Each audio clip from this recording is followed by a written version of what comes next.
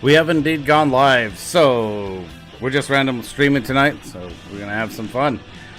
So tonight, More random streaming. That's right, more random streaming, like last night, right? Double dose, yeah. Exactly. For those of you wondering why you're hearing music, we got the music bot in the channel with us, so. How's it going tonight? Going pretty good. I been following this one post lately. Atlas is finally getting around to getting the BLMA photo etched in scale parts going again. Oh, for real? Yeah. So the waiting begins. Fourth quarter is when they're expected to come out. That's pretty sweet. The list that somebody had posted is not the complete list they are doing. Right now, Atlas only has a few of the items on their website. Some of the items that are on the list are not on the website, like the one of the parts is the pilot plate, which could also be used as a drill template for some of their items, not just for the EMDs, but also for the GE locomotives. That's not on their website.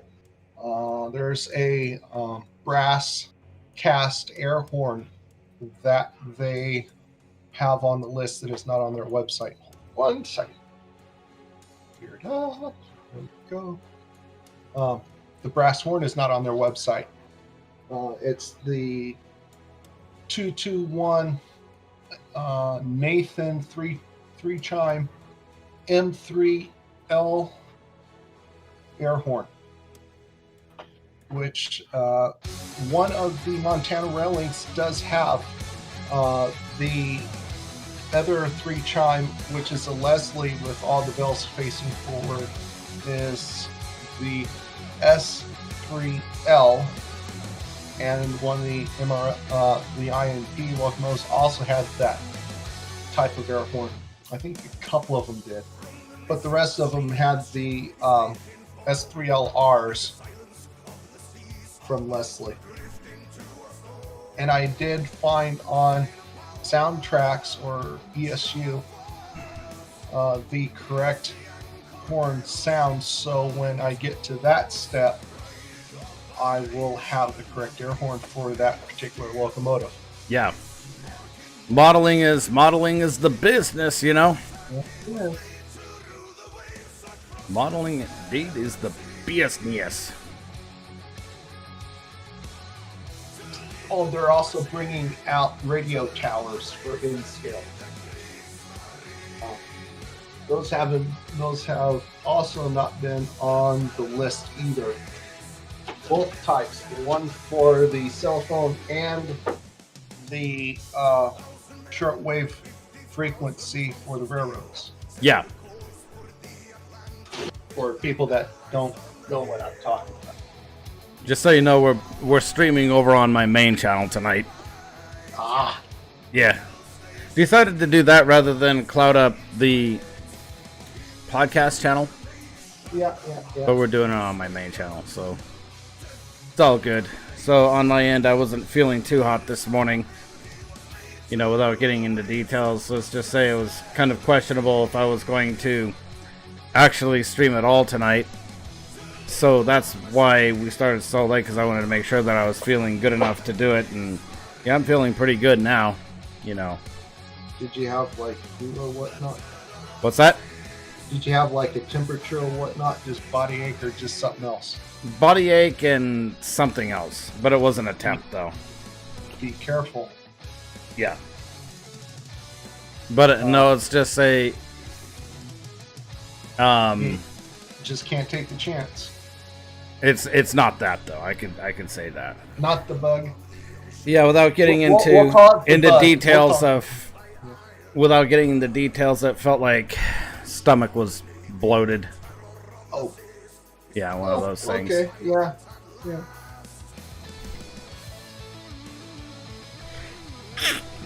So hopefully Ben should be coming in here pretty soon, you know, because he'll spice up the conversation for sure. So what I'm going to be doing is I wanted to get it out there, but I'm actually going to be posting train videos to this channel regularly. Once again, you know, here probably in the next week or so, you know, because I have a really good camera, I can do that. Gosh, come down here. I'd love to come down there, man. Either I go down there or how much is a plane ticket? It's a lot. Can't be that much. If I fly Alaska, say like No, Fly Horizon. same thing, same difference. They're under the same operator.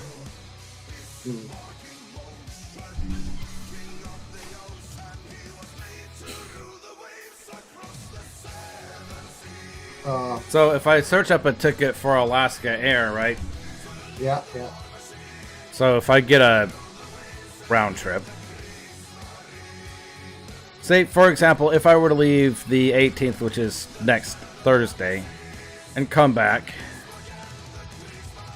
the 25th. Mm-hmm. One adult, no children, from Seattle to Boise. Supposedly, Alaska is actually offering flights from Everett, Payne Field to Boise now. So that would actually save me a lot of trip rather than having to go through Seattle to get to SeaTac. Yeah. So that would be, say, like my hypothetical departure airport. So.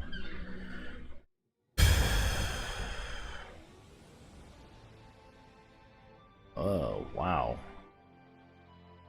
How not expensive is it? That oh wow must mean you were impressed by the price. Yeah, I'm pretty impressed by the price. That's pretty fucking expensive. It's $474 for the ticket cheap. I'm looking at. Let's go to Ireland on that. Yeah, let's go to Ireland on that. Well, if I were to leave on... Because it's less than a week out, so the tickets are more expensive. So if I were to leave, say, like Sunday, March 21st... Yeah. That'd be $309. And come back 1 week later. But keep in mind, this is round trip. Yeah. So choose departing flight. Oh wait, this can't be right. Now let me start that over again.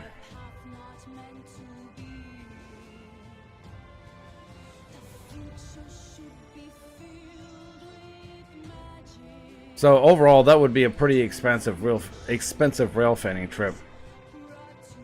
So let's do this. So next month, let's say April the 15th, right?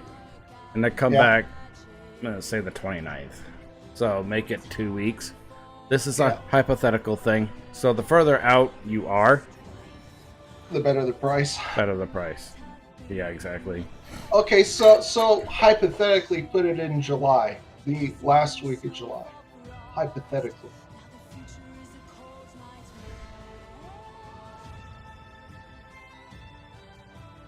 July. The end of July. The last week of July. So last week of July going into August. So let's say we leave on Monday and return on, let's say, July 9th. Or August 9th, sorry.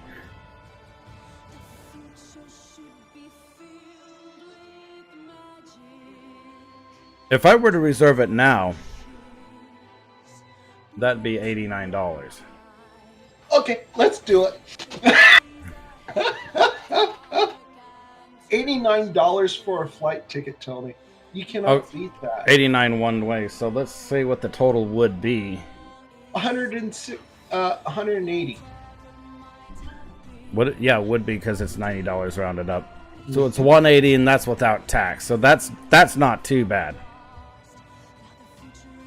Because literally the whole tactic is the further out you can get that, the more you save.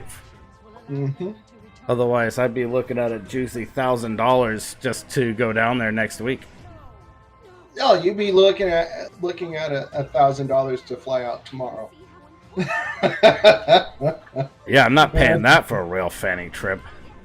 Oh, So that's what we're looking at. that's not bad. $89 to $89 back.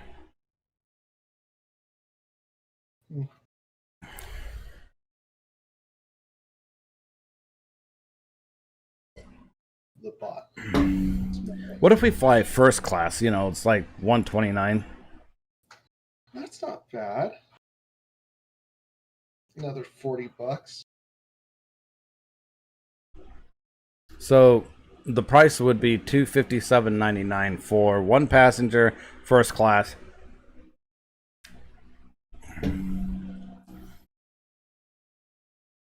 I'm really hoping I would get the chance to come down to Boise to do some We'll rail fanning. have Matt pick you up.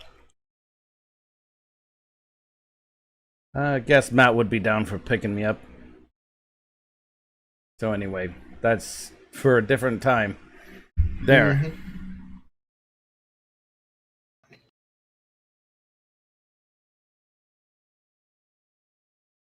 There you go. So that's it. So let's see what Ben says.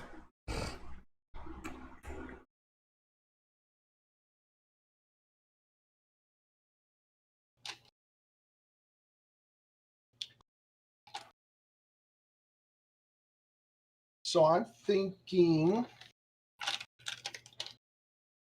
if the stuff arrives Saturday, we can do a podcast Sunday. If it lays over at the post office on Saturday and comes in on Monday, we can do a podcast on Tuesday. Mm-hmm. So that would be interesting to do that, you know, because we need like a sort of an in studio setup and whatnot. This is all the in-scale stuff, Tony. Yeah. Yeah. Yeah. So, in this package, I'm getting from Tim 3 locomotives, I think.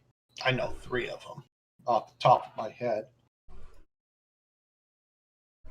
There'll be a Shay, a 90 Mac with sound, and another SD70 Mac in the executive colors. Burlington Northern number, not the BNSF number. Those are 3. Let me go ahead and pull this thing up.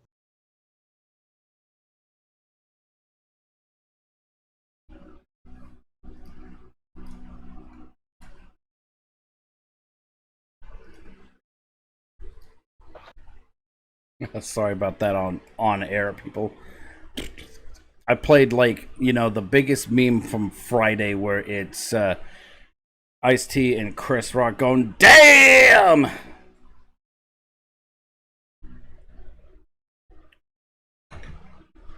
Okay. Close that. I'm actually going to open up the window because it's kind of stuffy in here.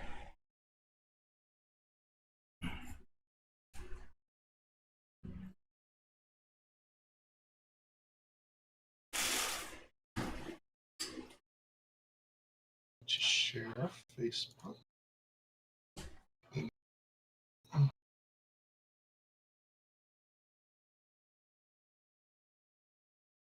So, okay, so we're seeing your stream there so we can see what you see. 1 second. I got to dig out. That was not meant to happen.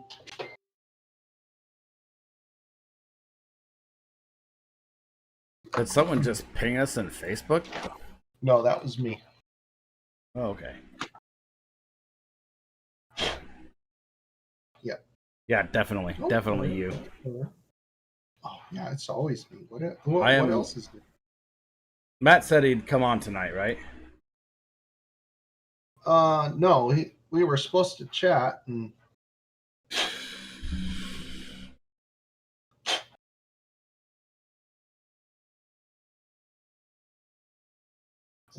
I was waiting for him to respond back, but he hasn't. Who? Matt said he'd come on tonight. All right. Hate it when YouTube automatically plays a video.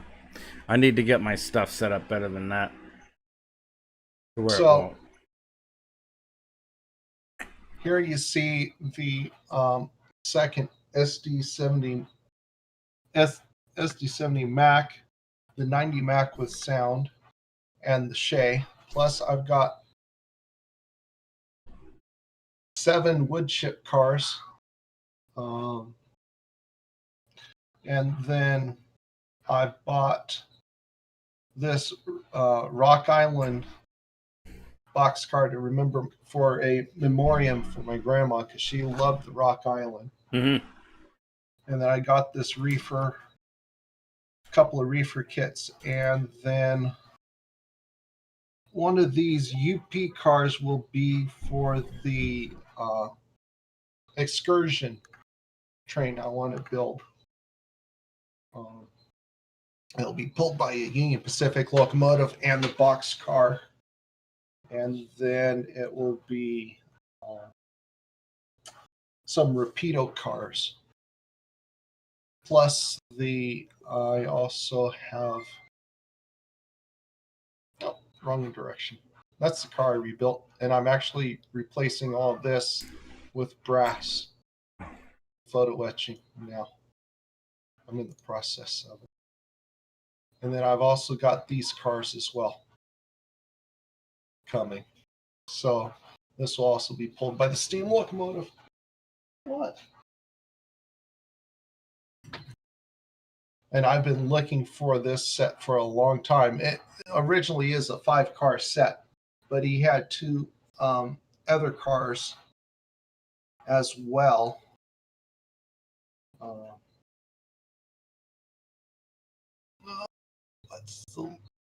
I can't really read them. So these 4 cars on this side, they're all doubled up. So there's 2 of each. Those are nice Pullmans. Yeah, they're the heavyweights. I've been wanting this set for like ever since I seen that there was a set. Another set I want to get is the Canadian National, because they are the maroon and with I think it's a dark gray roofing. Well, If you strip all the Canadian National lettering off and re-letter it for the Idaho Western, I got me an Idaho Western passenger train. Idaho Western. Yeah. So this will remain Union Pacific, but I really want to get the Canadian National so I can do the Idaho Western. And I'm going to ask the person that did my Idaho Northern decals if he's capable of doing gold lettering. Well, imitation gold. You know, you're giving me an idea. And ideas are a dangerous thing. You know what I want to do? I want to do an INP themed passenger train. We got all the template stuff to do it. Oh gosh. And I've got the decals already to go. I'd do it in HO scale. I've got GP38-2s that can be repainted, you know. No, what we need to do, well, who makes them? Who made them? Lifelike. Well, technically Walters, but they were Lifelikes before Walters ever acquired them. If it is possible, what I would do is buy you a pair of Athearn or Atlas GP40 shells, and we can drop them, if it will even work this way, and drop it on the GP38s. And you will have GP40s. Mm-hmm. since they're practically run on the same chassis. They run on exactly the same chassis. Only difference would be a slightly more powerful engine and a better turbo, and that's it. Mm-hmm.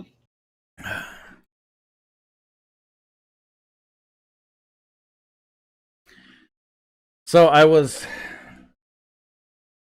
watching that video we did down in Emmett a while back. Mm-hmm. So it sure brings back some memories. So I'm going to show this one photo. So I like that. I like that. Yeah. I'm also wanting to do a business car. I don't want to do the EIRR car. That's fine and dandy. No, I want a business car with the Idaho license plate on it. But yeah, this would be my babies as far as modern power. I like those. But I've actually changed it up to doing the ABA GP60s instead of SD40-2s. I'm turning the big fan off down behind me because it makes a lot of noise. I can't hear it. The stream can easily pick it up when I speak, because I do have my microphone set on noise gate with a fairly decent suppression, but it still opens up the channel when I speak, and it still picks it up in the background. So it's kind of annoying when you hear it. You hear the that low grade vibration in the background. That's the fan. So for everybody that has not seen this locomotive yet, this is what I'm planning on doing, is doing the ditch lights. Some of the locomotives, some of the GP40s will actually have a brand new nose, which will allow me to have a nose light, and I'll plate over the number board headlight. But the number boards will have lights behind them, so they'll shine. And then some of the I want at least 2 of the locomotives to have the doors open on the engineers, on the fireman side. And then some of the doors along the long hood will also be open. But that's something down the road. Yeah. That looks like it used to be a BN unit, am I correct? Yep. I dunked it into alcohol, the 99% alcohol that you get at grocery stores to get all the lettering off of it. Took a little bit. Yep. Another thing is there'll be lights, safety lights above the trucks. And I've counted at least 5 of the 10 locomotives or whatever. They had a light either just in front of the dynamics or just behind the dynamics for I think it was the assisted locomotive startup. So it could start up when it was cold without anybody being on the locomotive. Huh. I think that's what it was used for. And then all the locomotives will have beacons, because some of the photos that I have show the Iowa Northern locomotives having the I can't remember what name of the beacon was called. But anyway, it's the one that rotates up on top of the cab. Yeah, I know exactly the one you're talking about. There. Yeah. Starts with a W.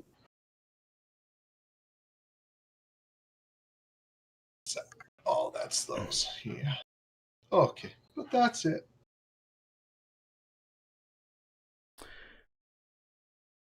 Sweet.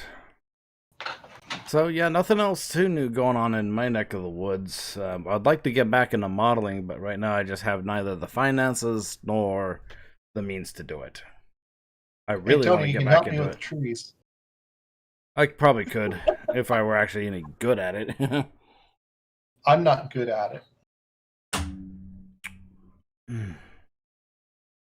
I This is the can best one that I did neither last- confirm nor deny. This is the best one I did last night. I think, at least. I think it turned out pretty good. How many did you do overall?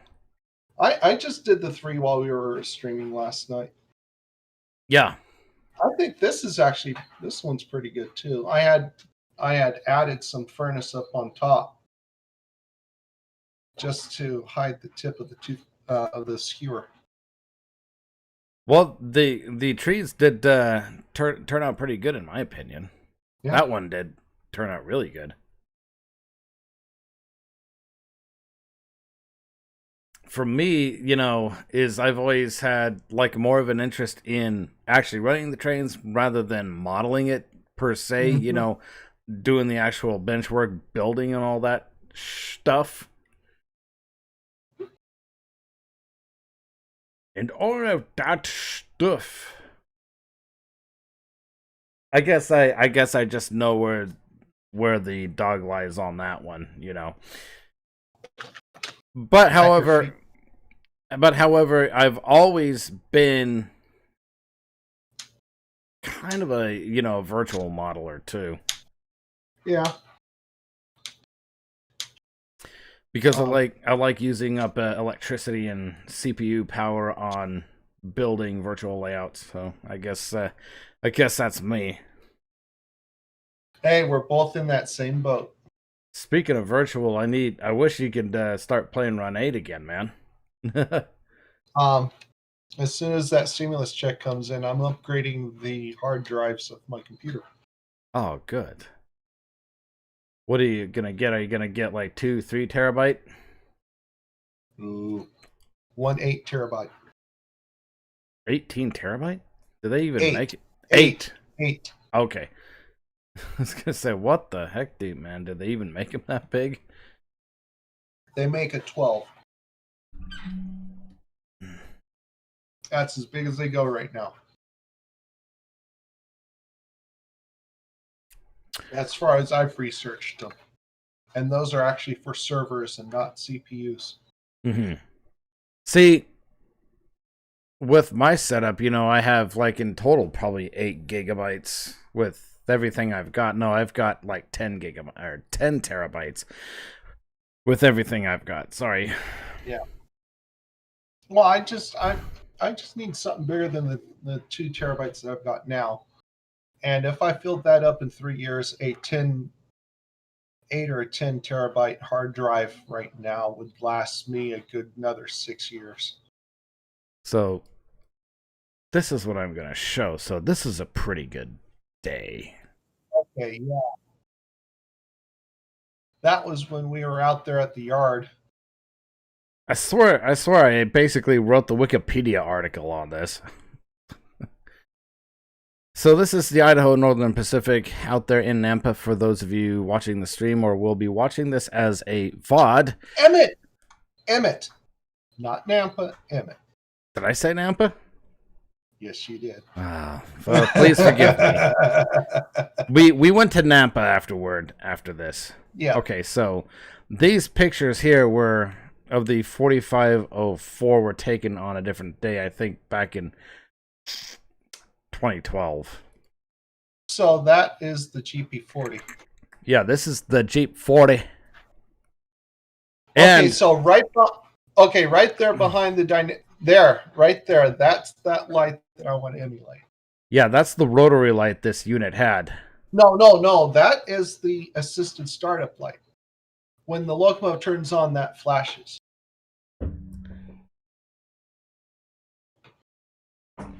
What's this? I think this is a Seaboard Coastline unit originally, so I think that tended to be a thing on the Seaboard Coast. Yeah, it came with the locomotive. Yeah. Give me 1 second. I am opening up I'm going to open up my. This is the You one need to unit. add.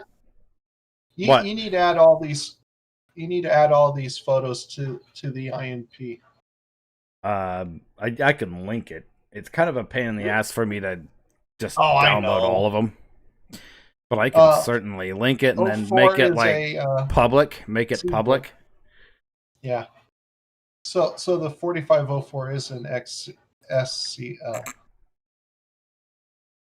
I believe it was this unit that actually still stayed in Idaho on the BVR. Yep. It's still there. I can actually watch the YouTube video and basically confirm that.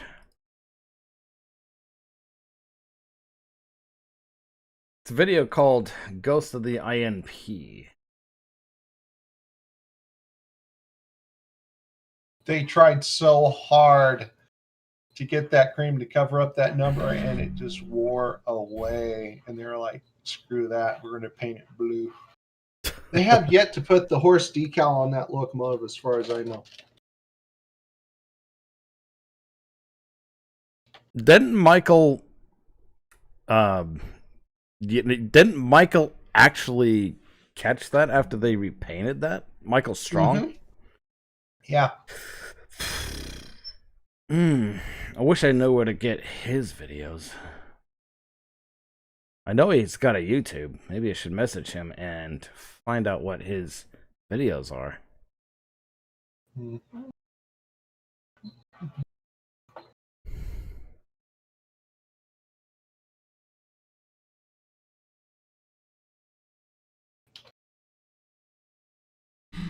Wow. I should be posting my videos more frequently on my main channel. I mean, dang.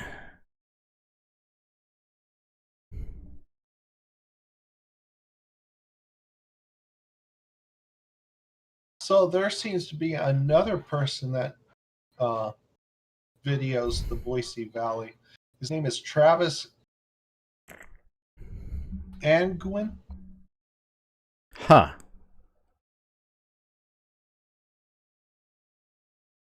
So this is looking at one of the... go ahead, sorry.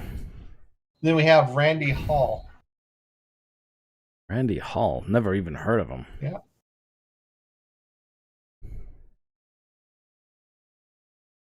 Never even heard of those guys. They probably have heard of me by now, it's likely.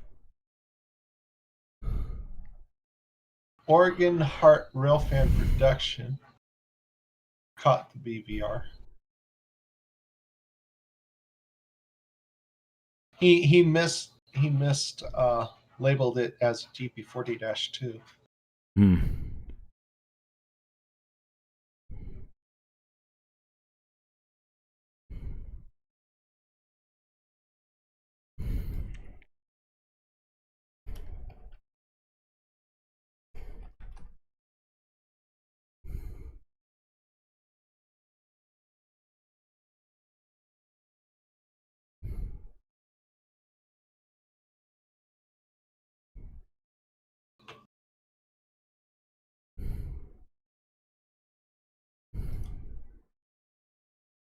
I'm gonna drop a link for you in the chat because obviously it's yeah, you know, I'm gonna drop a link in the chat.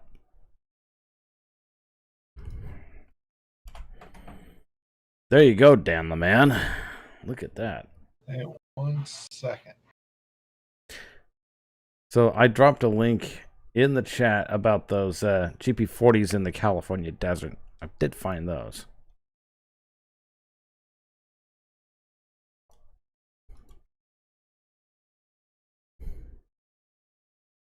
And here's another thing, too.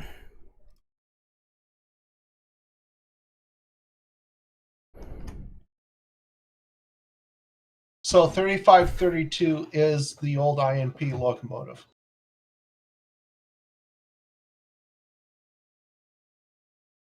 $35.32. So yeah, I knew the number. For some reason, I am not able to find my own video. I wonder why.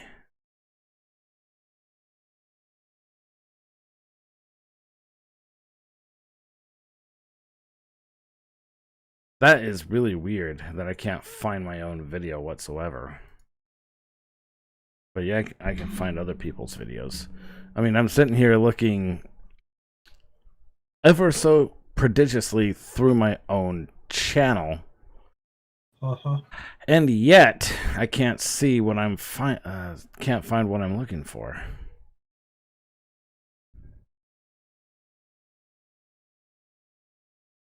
Okay, so I found the video called the Wheel INPRR, but that was from 8 years ago. That's one of mine.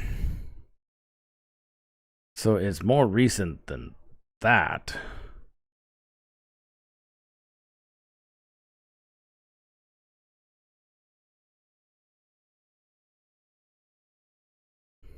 Did it get taken down or something? Because I am not seeing it. Better not have gotten taken down. I'll have to look through the playlist because I noticed that not all of my videos are showing up on the playlist. Huh. Or at least not on the video playlist, but on the main video channel. So 4 months ago, Travis caught the locomotive, and it still had not had the horses on it. Huh.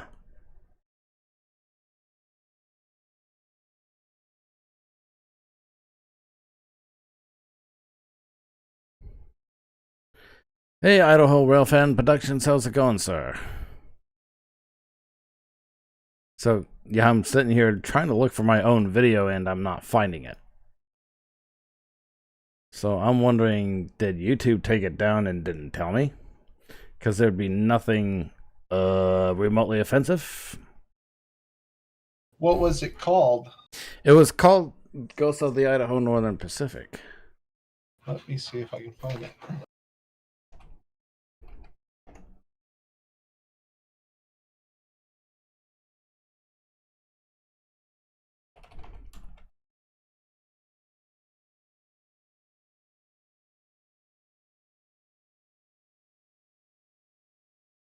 Whoa.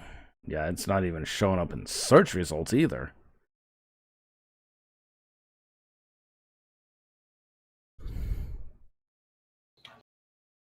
Interesting. It is not showing up at all. So I'm kind of pissed off about that because it would seem that they, for some reason, took a video down and just flat out deleted it. For no evident reason whatsoever.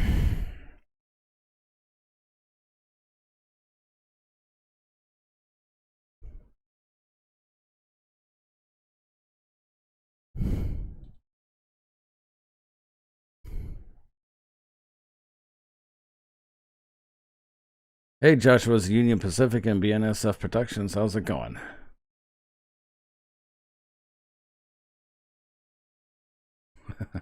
Well, let's give you guys a locomotive to look at. So this is kind of what we're looking for here. You know, video that I shot several years ago. And it seems like I am not able to find it. So, yeah. That really is massively irritating. Freaking YouTube is just not the platform that it once was. I'm not seeing it at all. How long ago was it? A few years back, man. Probably like 5 years ago or something. I mean, I know for a fact that I didn't hide playlisted or anything.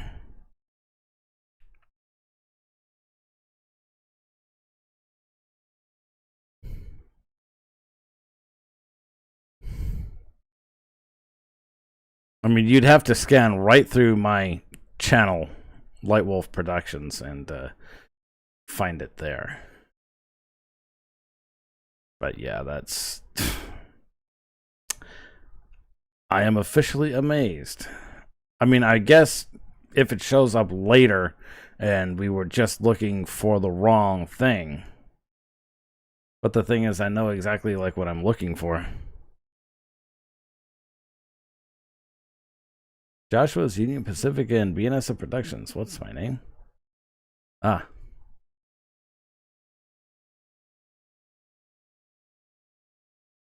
So I'm glad everything's going great for you guys.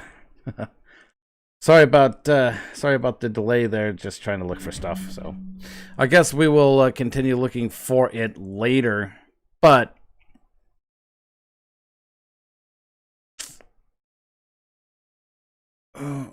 I don't see it in your public playlist, Tony. no, it's not like it's even there at all. I'm looking at 9 years back. Well, You've got we'd have to. So what I'm gonna do is I'm gonna sort through all of the playlist. 2015. Hate that autoplay feature. And it's not there in 2015.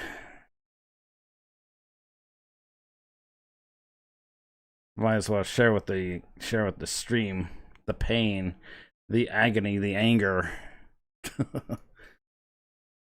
it's just not here. You know what's funny is that, you know, when I can browse through all of my videos, right? And it shows up only stuff from 10 years ago, but then I have to go through and sort through the playlist. Yeah, I'm noticing videos missing out of 2013, 2014 too, so I think that some stuff got taken down. And for no apparent reason.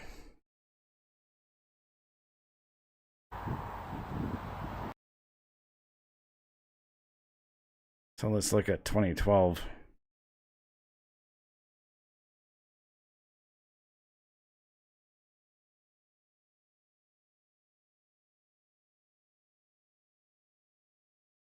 See, the only video that I did on the INPR is the real INPR, and that's the only one that's showing up. Yeah. So anyway, let's forget about it for now. Let's move on. We're delaying the chat or delaying the stream. So anyway, so what we're wanting to do is we're wanting to emulate the Idaho Northern Pacific passenger train. Mm-hmm. So Waymax 3532, that's the unit that's on the BVR now. Mm-hmm. And that's the GP35M model. Technically, it was a GP35-2, but it probably got rebuilt. GP35. Just a straight up GP35? There are no -2s. Yeah, that's true. -2s didn't come out until the GP38 and some 40s. What always throws me off is this dynamic brake system on the 35s. That's a 40. So, okay, so for people that are trying to get used to what we're talking about, I got to pull it up. Nope, that won't work. That's a 38. The unit was 4503, by the way. So fortunately, I do have my pictures. Yeah. Still. So I will, you know, once we end the stream, I will dive deeper into what the hell happened to my video. So I wanted to actually talk a little bit about this this generator, this electric generator on the 048 side bay caboose, the C11. CA11, yeah. CA11.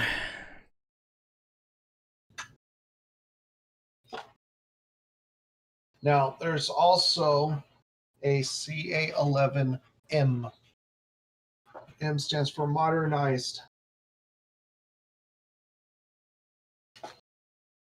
What do they use that for, though?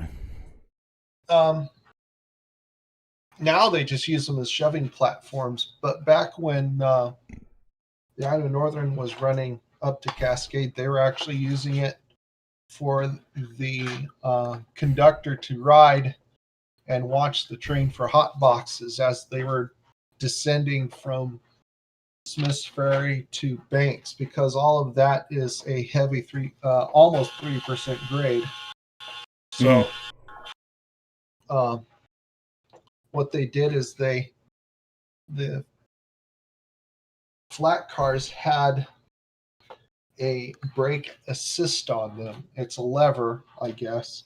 I don't know very much about it, but it helped them come down the mountains without applying too much of the brake on the train itself, because it is so steep, and there's some of them are 10-mile-an-hour curves, and you do not want to slam on the brakes on a 10-mile-an-hour curve. No, absolutely not. So this is a GP35. It's got 3 radiator fans, just like the GP40. The only difference is the very center one is actually a 36-inch fan, while the other two's fans are 48s on the radiator section. And any time you see a GP, you're going to know that there's only going to be one fan up in the braking section. They only need one fan. Yeah. An SD40-2 will have 2, or even the 38s will have 2 up there. Let's see here.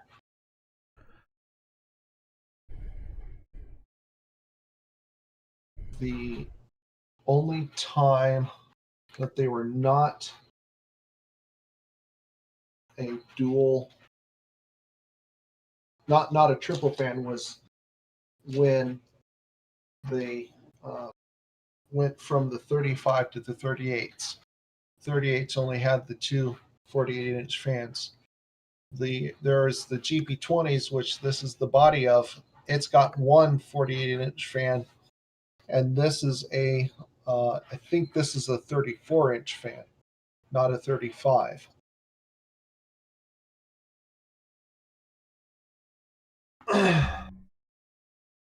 So That's a little lesson there. So what I definitely want to do is I want to model the Thunder Mountain passenger train. I think that would be a great thing to model there. The only problem is I don't know if you can find them in HO scale. I have found them in scale, but they're one window short. They are ex Long Island Railroad passenger cars. They have 11 double window and 1 single window per side. The Osgoods have 10 plus 1. So I guess they're technically, they can They're actually be identical modeled. enough. They can be modeled in HO. Yeah. But would the parts be readily available to buy? I think so.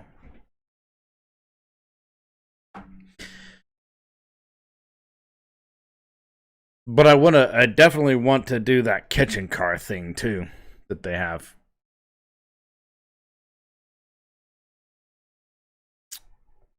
Okay, so there is a company called F&C. They have the Long Island P72 passenger cars. They have the exact passenger car you need.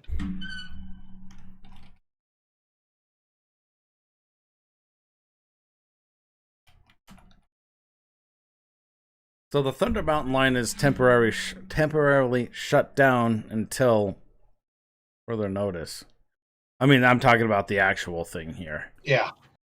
Because of COVID. Well, the model versions temporarily shut down till all the locomotives are all painted up again. That's a good way of summing it up.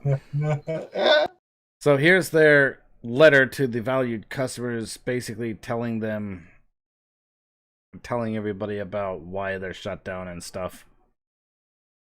I read this a while back. Kind of. Yeah, that's been out there for a while.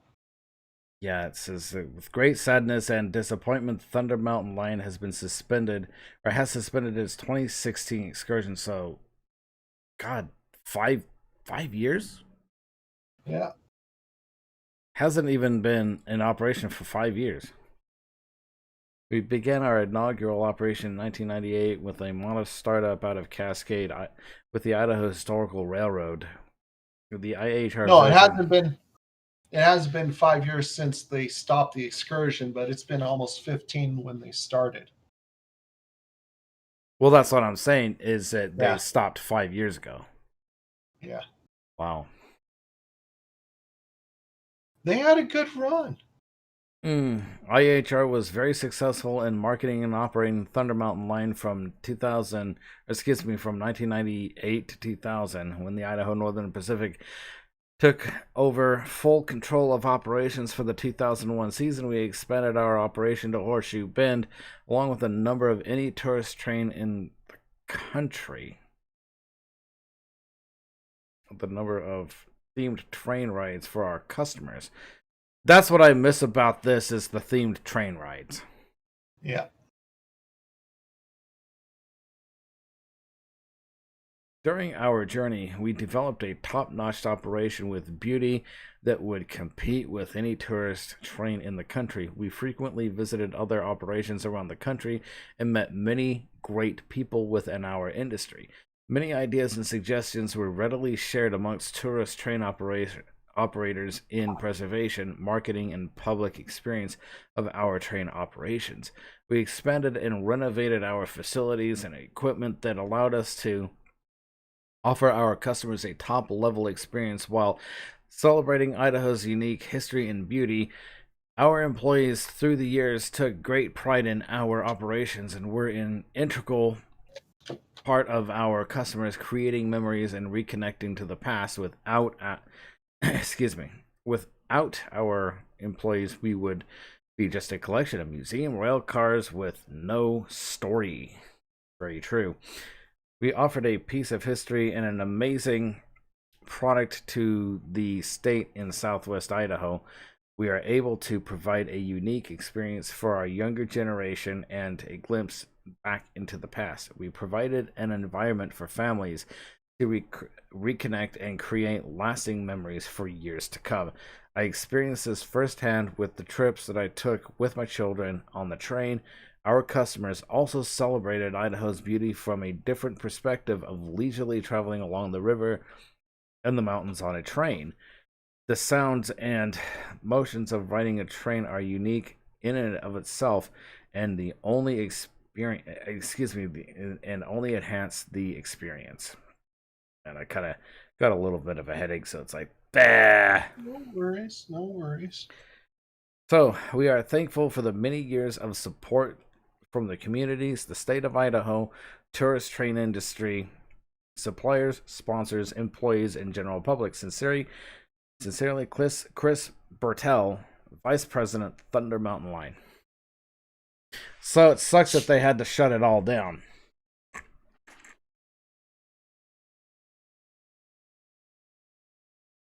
So they shut this whole thing down. Wow. Well, with everything that's been going on lately, it's just like the pin line.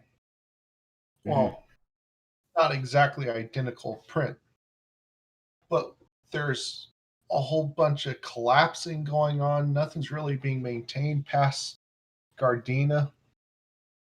The line's real bad shape past Gardena. And that's what you and Uh, Matt are wanting to go do a field trip for, a study field trip for your section of the Idaho Northern Pacific deep dive. yeah. Um, we'll be looking at plausibility of how this line could be rehabbed back into operation. We know eventually it's going to get rehabbed. We just don't know when. Mm-hmm. Um, and we're looking from an outside point of view. We're not going to say, "Oh yeah, we they can do this, they can do that." Well, no, we're looking from the out. The INP is a house. We're going to look from the outside in. Yep. And that's unfortunately that's kind of where I feel I stand, and probably you too.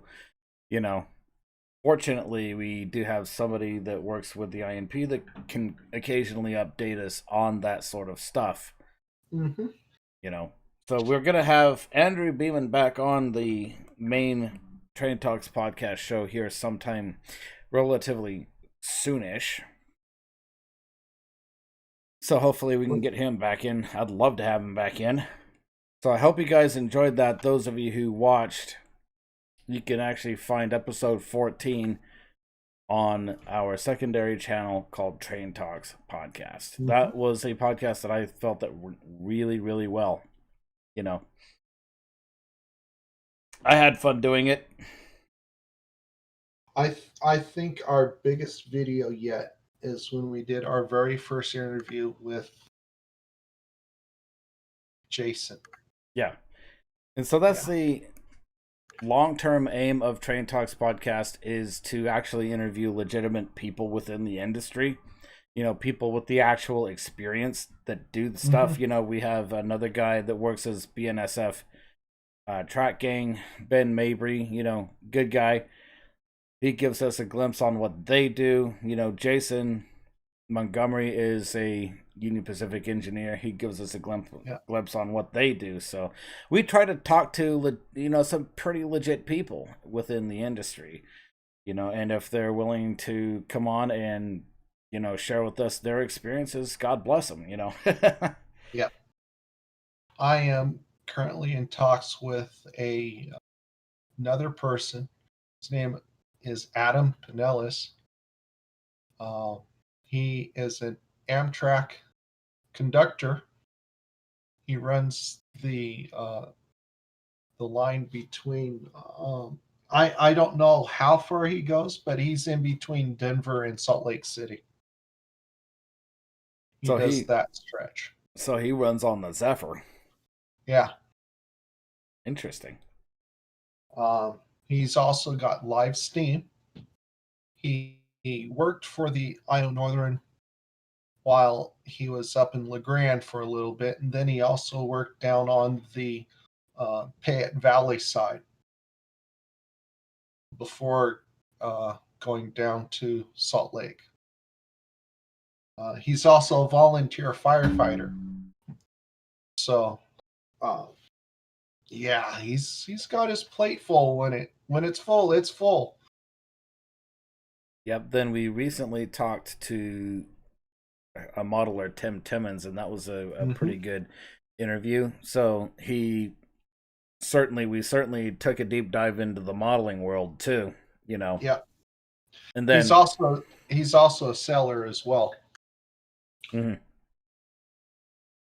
Yeah, it seems like a pretty good character to have interviewed, so I was glad to have him on the show. So that's the thing about Train Talks. You know, this is just a random podcast that we're doing. It's just us talking. But Train Talks is the more professional side of things when it comes to doing interviews and deep dives and all that stuff. So that's what you would have to look forward to. And we try and keep it as professional as we can, not interrupting each other. Although time lag kind of helps with that part. Yeah, it sort of does. Sort of does. By the way, Nate received the headphones that I sent him. Yep. So he's going to be wearing those. It's my old headset that I actually had before I got these guys. These are nice. How are those doing? Oh, they're great. Cool. They're absolutely fantastic. You know, if this microphone goes down, I have this one as a backup. I'm eventually going to get a new headset. My side over here, it's completely shattered. So one of these times I'll get a new headset. Yeah, I think yours still works well enough for now, doesn't it? Oh yeah. Oh yeah. It just falls apart once in a while. I just gotta get it back up into place. When I put it on, just gotta be real careful. Where does it fall apart at? Right here. Oh, oh wow. This actually comes completely off from the frame. The plastic is what broke. Yeah, these ones I got here, they're really sturdy. They're Corsairs, Mm-hmm.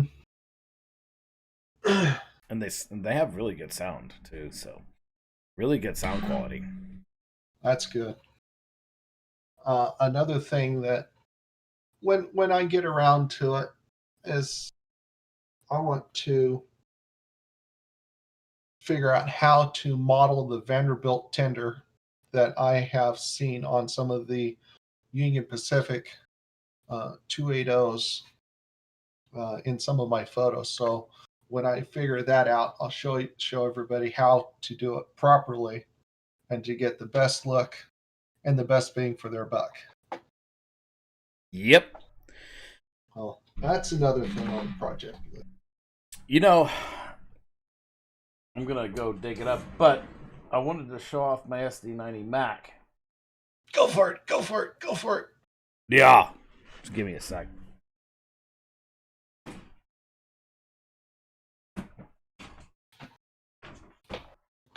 So I had to basically take a lot of stuff out of my old dresser and put it elsewhere where there's space to fit it.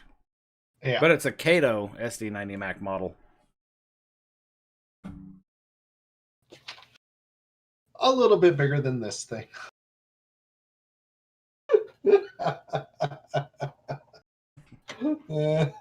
I finally made my sister come and get those Christmas trees out of my closet because I had like two of those big, like 5-foot Christmas trees that my mom bought. Yeah. And so I just had April, my sister, take them both. She was gonna sell one and keep the other.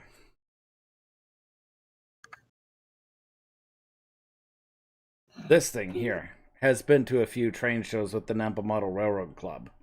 Oh yeah. Ken put that flying flag on there, didn't he? He did. And he actually did a pretty good job getting it into proportion there, too. Yeah. He did. For some reason, the camera's not wanting to refocus, but there you go. Yep, there it went.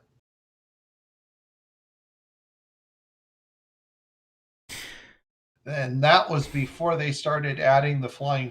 I think that was before they started adding the flying flag to the Gevos. Mm-hmm. I just can't remember right. Well, and there's the wings and shield on the front. I've seen a few SD90s with that. Yep, they were coming back. For some reason, this thing has seen some abuse, even sitting in a side of box, and well, the handrails on the front here are just simply out of their sockets.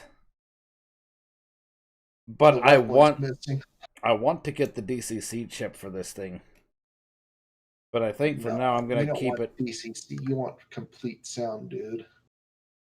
I know I want complete sound, but I want to change out these couplers too. I changed out this back one to a steel one, but then I got to change out this front one here to a metal one as well. Yeah. But ironically enough, this is actually, I think, a model unit that was interviewed, or not interviewed, but reviewed in Model Railroader many years back too, saying that it was solid. I mean, this thing is a good chunky piece. Of course, it's made by Kato, so what else is new? It's a brick. Damn right it is. It's a super brick. I actually had this thing teamed up with my BNSF GP38 when we were doing a run at one of the train shows in, I think it Yeah. was in Caldwell, right? And so they pulled the entire grain train, coal train, the whole 9 yards. Literally, yard. Yeah, exactly. The whole 9 yard. That's what they should name that thing. The whole 9 yard. Mm-hmm. It did almost a complete wraparound, except it couldn't do a complete wraparound on one section because then it would just block that bridge and keep it down permanently. Yeah. That bridge section is kind of a unique module, let's just say. We found prints on how to build that when we first got those modules. Yeah. And we did a lot of thought in how we wanted that bridge module to look. Yeah. So, for those of you who want us to describe the bridge module we're talking about, so it's a bridge module that has a lift span so people can get into the center of the layout and work with things from there. Yeah. It also has 2 ramps that we have to fold down in order to use that module as intended. Mm-hmm.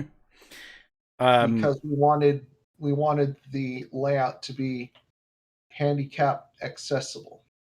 Yeah, I remember that. And so they changed the layout. I don't know. I got to talk to Wade again, but I don't know to what extent that it is now. But before I left the Railroad Club, they were already working on it pretty hard. You know, a lot of things got changed even when I left. Like one of the yards got removed completely. And basically the space changed to look more visually appealing. They did a lot of rewiring because I think it was Dave and Bob Smiley who did the rewiring, and when they were going through, the old wiring is so janky that it's amazing that the thing could even run at all. Yep. And I think even they did a third rewiring on it. So there is no more DC capability. They went DCC, huh? I think so, yeah. So, yeah, because this is a modular layout that we could take to shows, that was in, I think, 9 sections or something? Let's see. 2. You got the 4 corners, so that's 8. And then you had 2, 4, 6, 8 on the long end. So that's 16 sections. 16.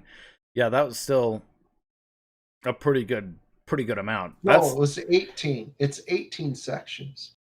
Was it 18? It's 18 sections. Wow. Yeah, and it would always take a full big U-Haul truck to move all of that. 17-foot trailer. Yeah, I remember we used Wade's one year. Well, no, that was Dale's. Dale's, was it Dale's? Yeah. I wonder how Dale is doing these days. He's getting up there. He's, from what Wade's told me, he's getting a little bit crabby. That's normal. Yeah, that's normal of Dale Trungully to have gotten crabby in his age, Unfortunately, Bob Smiley passed away a few years ago, so Wade did tell me that. It's been 5 years now. 5 or 6 years now. 5 or 6 years, so that's been a while. I mean, I learned of his passing after I moved here to Washington. So that would have explained why I haven't heard from him in a long time. Yeah. And Ken passed away a couple of years before him. Yeah. Yeah, his stuff, I knew he passed. Yeah. Still, you lost a couple of legends in the at the Nampa Model Railroad Club. Yeah. The guys that built the club apart from you. Yeah.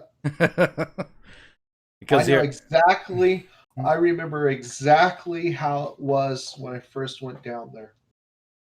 So the first two people I ever met was Mark and his dad. They were the only two that were down there at the time. I think there was like two other people that were still that just started with them. I only met one of them. The other person I never did really meet. And all they had there was a helix, a yard, and a very steep grade. Oh yeah. And it went the whole length, and then it made a turn towards the middle, and that was it. So I dropped in the chat for you guys there one of the videos that I did at one of the train shows with showcasing the modular layout. And keep in mind, that was actually before it got rebuilt to what it is now. That was back from, I think, 2011 or something like this. That was a really long time ago. That's at the O'Connor Fieldhouse in Caldwell. Remember that show we did in Boise, too? That NMRA thing? We did a couple in Boise. See, so this was before I met you. We had the train show at the Idaho Expo over by La Bois, which is the old racetrack for horses. That was the first time we ever did a train show. And one of the guys there had an interesting way of doing Fremo. Fremo was in its baby freaking infancy.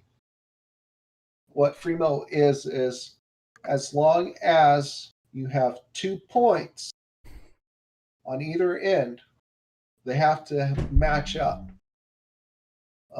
at a certain. You got distance and whatnot,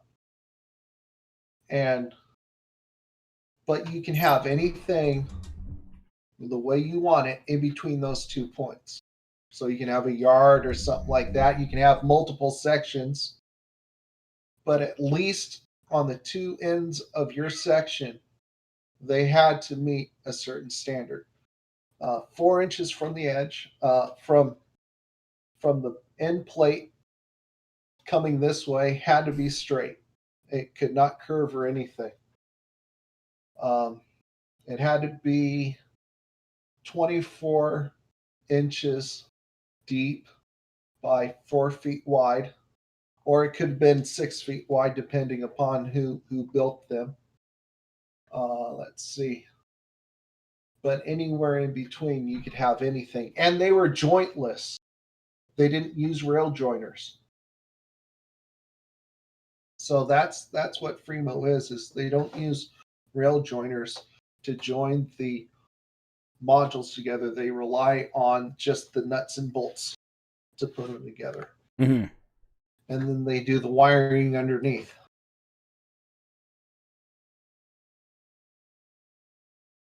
That's a short explanation. Gotta love Fremo, man. I do. I myself, I have, let's see here. 1, 2, 3, 4, 5, 6, 7, 8, 9, 10, 11, 12 modules. It's in an L-shaped configuration. If I wanted to build it, or I can expand it to any length I want to. I'm planning on having a lumber yard, a lime loading area because of where I want to model it. There's going to be a good sized bridge scene, probably some snow sheds near the bridges. There's going to be a roundhouse turntable, monstrous yard, a cattle loading area, the ice stocks. I have to rebuild at least 1, 2, 3, 5 modules to support it. Yeah, lots of work. Oh yeah, that's a lot of work. A lot of work, but hopefully it's going to be worth it in the end, man. Oh, what I'm planning on doing is doing hollow core doors for those 5 modules.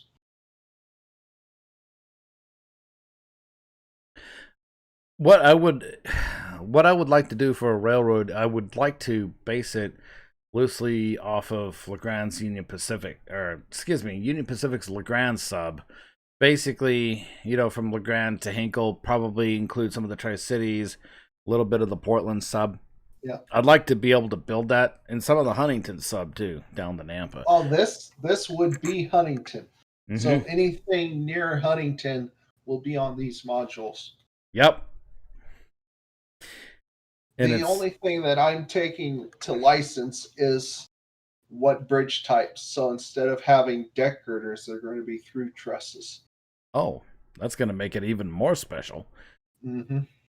And if I can get around to it, I want to do the 3 bridges that cross the Snake River. Oh, wow. Yeah. I've already got the I think I've got the bridge piece, bridge track piece for it. So we'll see how that goes.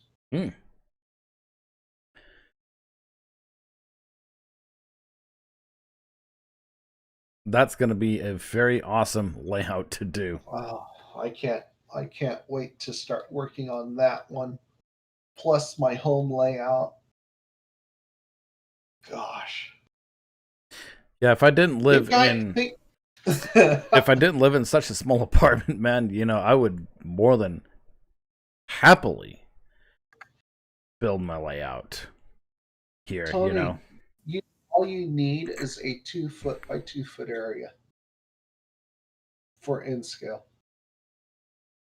In that case, I'd just like to put it on the back of a door. Pretty much. Just make sure you glue the scenery down real well. Pretty much, yeah. Well, go to. I'd say I'd make it like a table, right? Mm-hmm. Mm-hmm. And then do what that one of the guys did at the Caldwell Club, where he put it on the back of a door, and he uses it as a modular kind of thing. Mm-hmm. I think that would be a really solid, good idea. Oh, by the way, they doubled it up. They use 2 hollow core doors now. Okay. It's in an L shape. Yeah. Did they add a lot of stuff to it? Oh yeah, it's got a roundhouse. It's got the turntable. It's got some mountains. It's got a lot of grade. Yeah. Interesting. Mm-hmm. Hey, Idaho Railfan Productions, if you're still in chat, let us know if you're a part of any of the local clubs around the Treasure Valley. Let's see if he's on. I can tell if he's on. I mean, I technically have a thing that allows me to see participants, but then it only shows me versus like viewers. So his name is Justin Shoplin.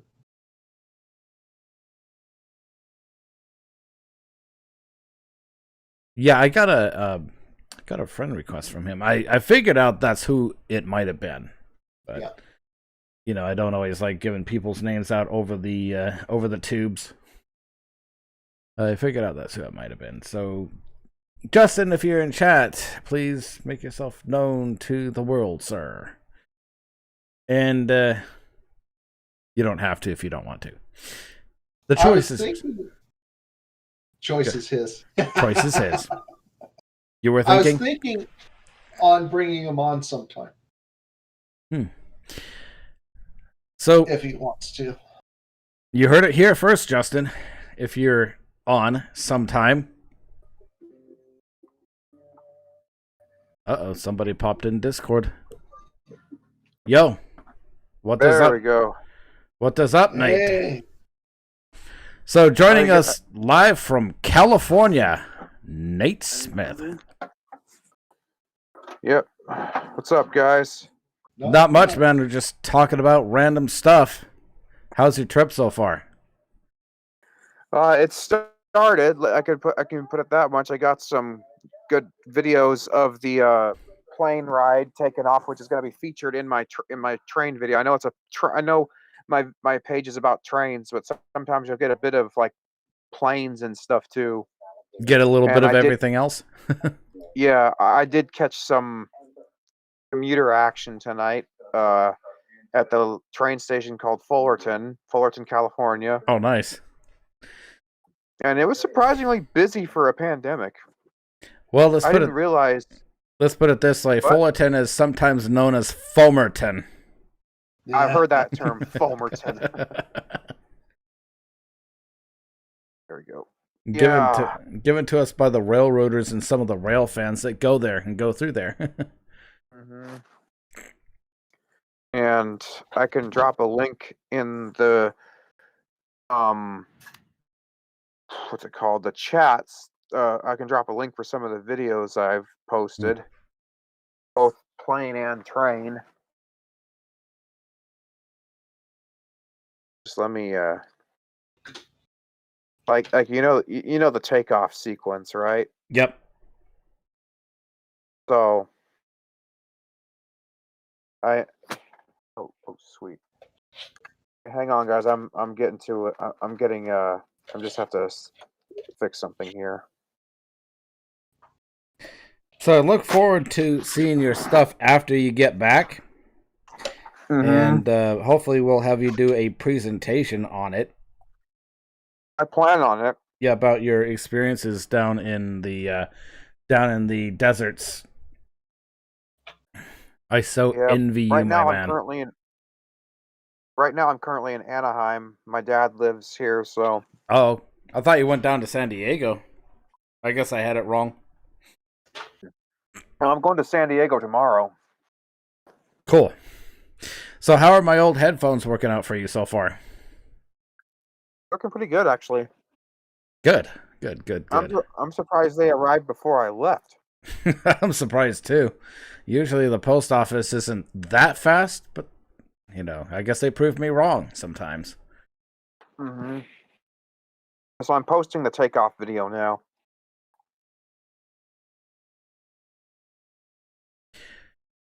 So I was browsing through my videos earlier, and I found out that I think YouTube removed one of my old INP videos.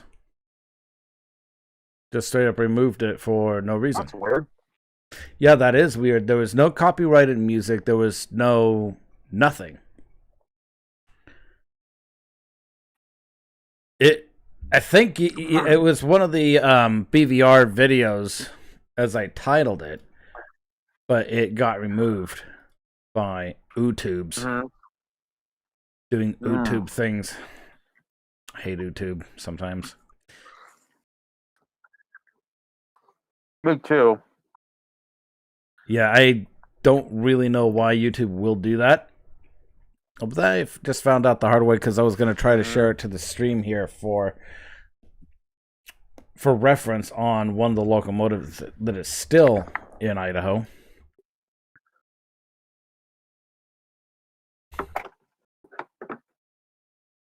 Hold on, I'm just plugging it in my computer.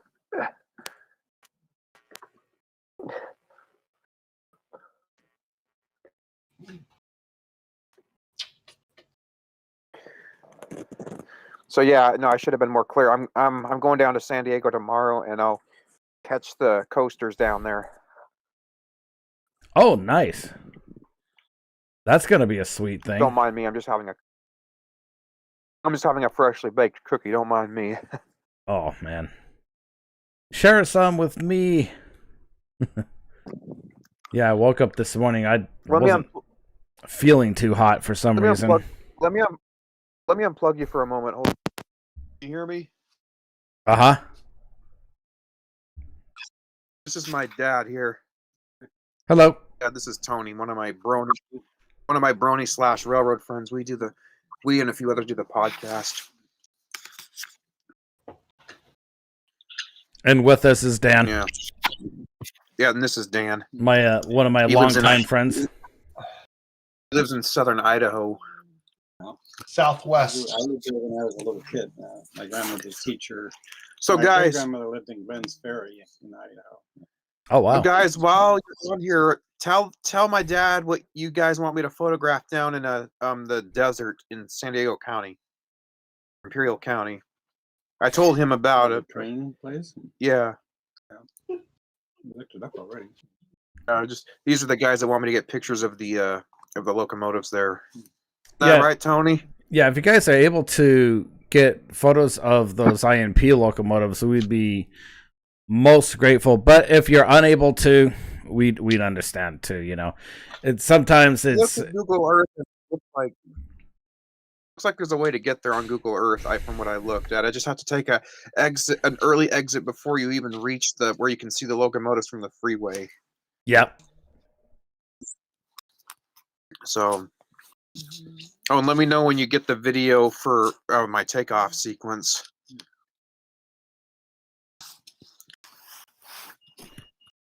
Yeah, I'll probably like review that later. Right now, I'm trying to look for something, but I'll let you know when we Alright, get it though. Sounds good. All right, I'll plug back in.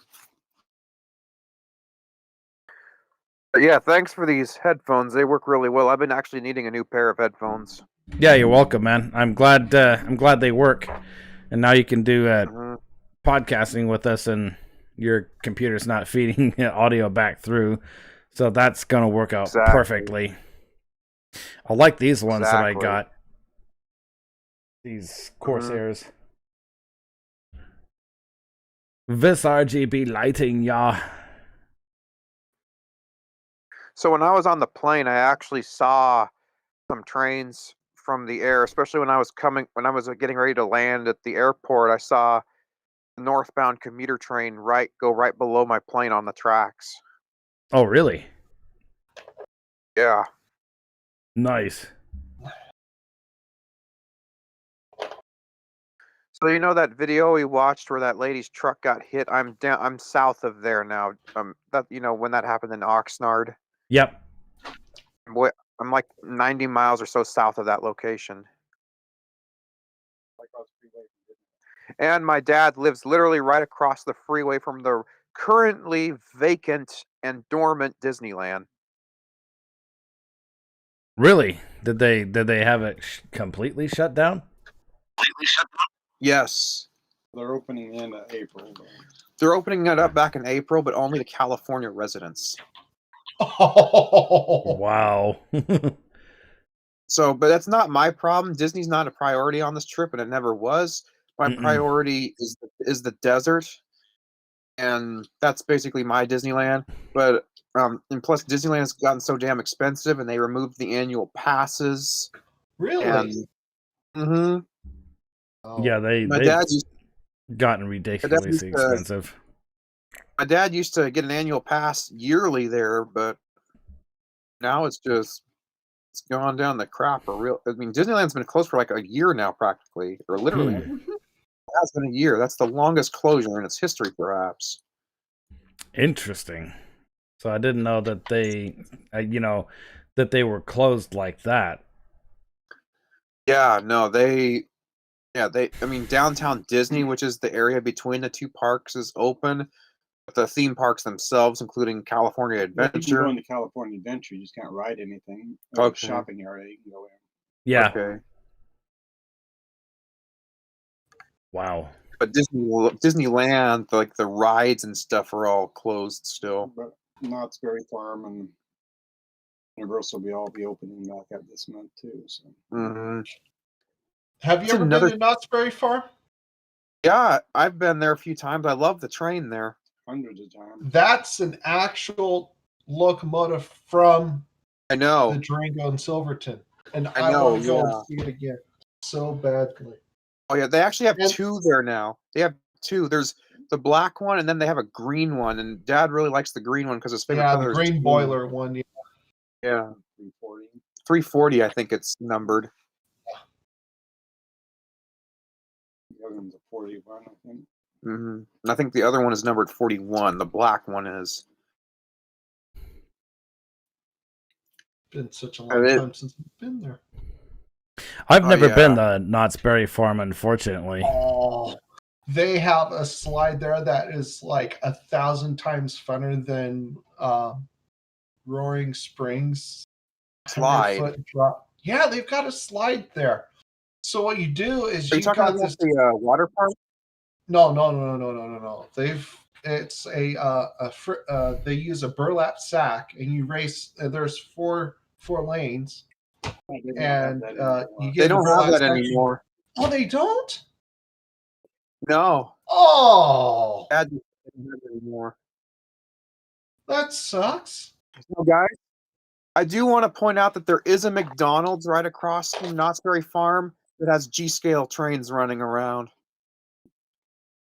And if I go there, I will get pictures for you guys. But I mean, these trains are literally running on the ceiling, and then there's an enclosed area behind glass where the trains are running around. And Mining layout. you got a little mining layout. It's a really cool setup there. So to me, I think it's the coolest.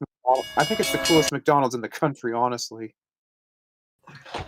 Interesting. That reminds me of the Sumter Junction restaurant in Baker.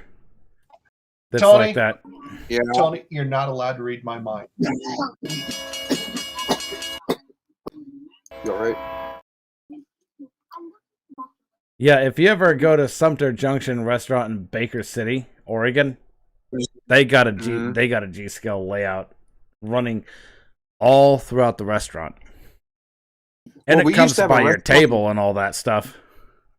We used to have a restaurant in Seattle that had G-scale trains serving your food. Really? Yeah. I missed that restaurant so much. I lost my first tooth there. And then there's a restaurant in Kansas City. It's part of a chain of 3 restaurants that have these more like robotic type trains delivering your food, and it drops them on an elevator that brings it down to the table. Really cool. Wow. That is really cool. In case you're interested in looking it up, the restaurant in Seattle was called the Iron Horse. I wonder if it's still even there now. No, it's been gone for years. It's been gone since I was like 8 or 9. Wow. Sad. Yeah, now it's like a bike shop or a police station or something.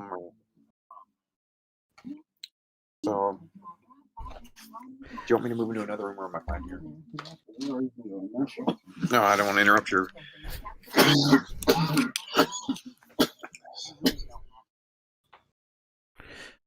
So yeah, tonight I was at Fomerton, and like I said, it was super busy. I saw two Metrolink trains, one Amtrak Surfliner, and then there was a freight train, a BNSF freight train stopped there waiting for all the action to pass.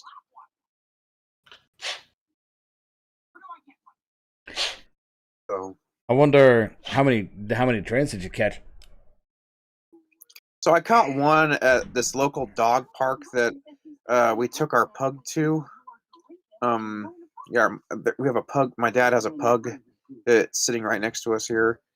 And so while he took him into the dog park, this is Bella, guys. This is Bella the pug. Hi.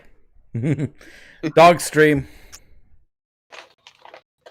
Dog stream. I'm normally getting photobombed by John, but this time I'm getting photobombed by a pug.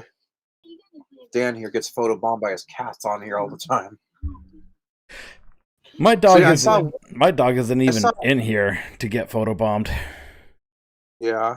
So I actually saw 3 trains at the dog park, but I missed 2 of them and barely caught one, and then I saw 4 more at Fullerton. So you could say in a total I've seen 7 trains on this trip so far, and I've gotten 3 or 4 of them on camera. No, I got 5 of them on camera, and so that's just day 1. That's not bad. No, that's not bad at all, man. So basically, I look forward to seeing all of that when you do a compilation video after you get back. Oh, that's in the plans. Tomorrow is the coaster, and then there's a possibility that on Sunday, Dad and I will go to the largest garden railway in the country or the world. One of the largest in the world at the Pomona Fairgrounds. Oh, that one. Unfortunately, the Rail Giants Museum isn't going to be open until next weekend, so we're going to go to the Rail Giants Museum next weekend along with Cajon Pass on one day, and then do the Orange Empire Railroad Museum, which you guys will love seeing that, on Sunday, because Ventura County number 2, which is a 262, I believe, steam locomotive, runs every third weekend of the month until April. So next weekend is my chance to see it in action, and hopefully a few Pacific Electric red cars as well. Yep. You guys want to see something really cool? Oh, no. Better watch the stream, Dan. Lay down. So, INP 1707. Guess what they've got sitting right there in the background? This is coming out of La Grande, Oregon. The yard there. Is that a Union Pacific B unit? That's a Union Pacific -8. Oh, I knew it was a -8, a B40 -8, or just a -8. I can't tell because unfortunately, it's a C. It may be a C, but I'd like to. I'd have to look at the wheel arrangement on that. So here it is, and it's got an interesting horn on this thing too. And this is on the INP here. This is INP in La Grande, going in from or coming out from the UP yard onto their section of the Joseph branch. The 2 tracks closest to us is UP Main.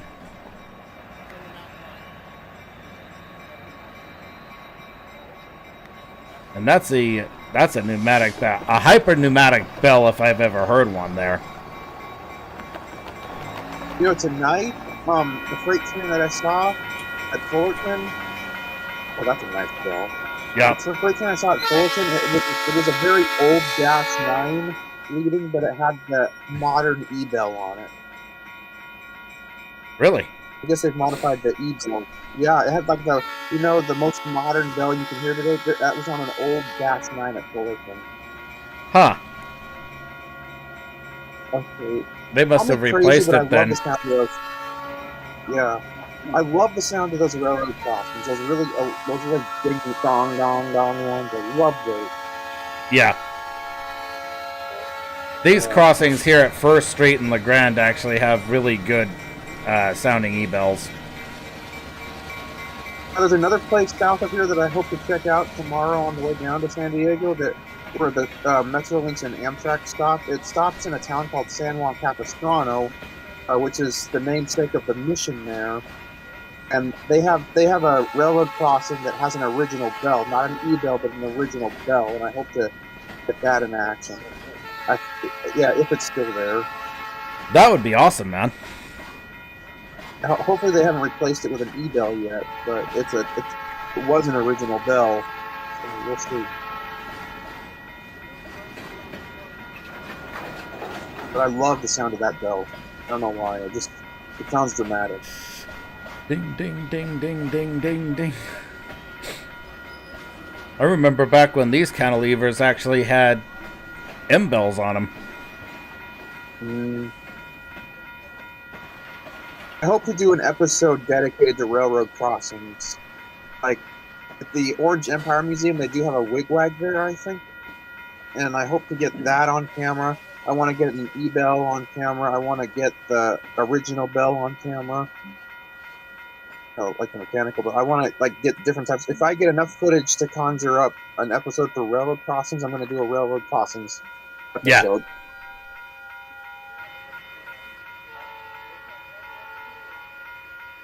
They must have had to stop to throw that derail up ahead on the line around the curve.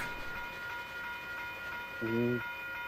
Because they have a derail switch up there around the curve going to the left. Yeah, going to the right, yeah.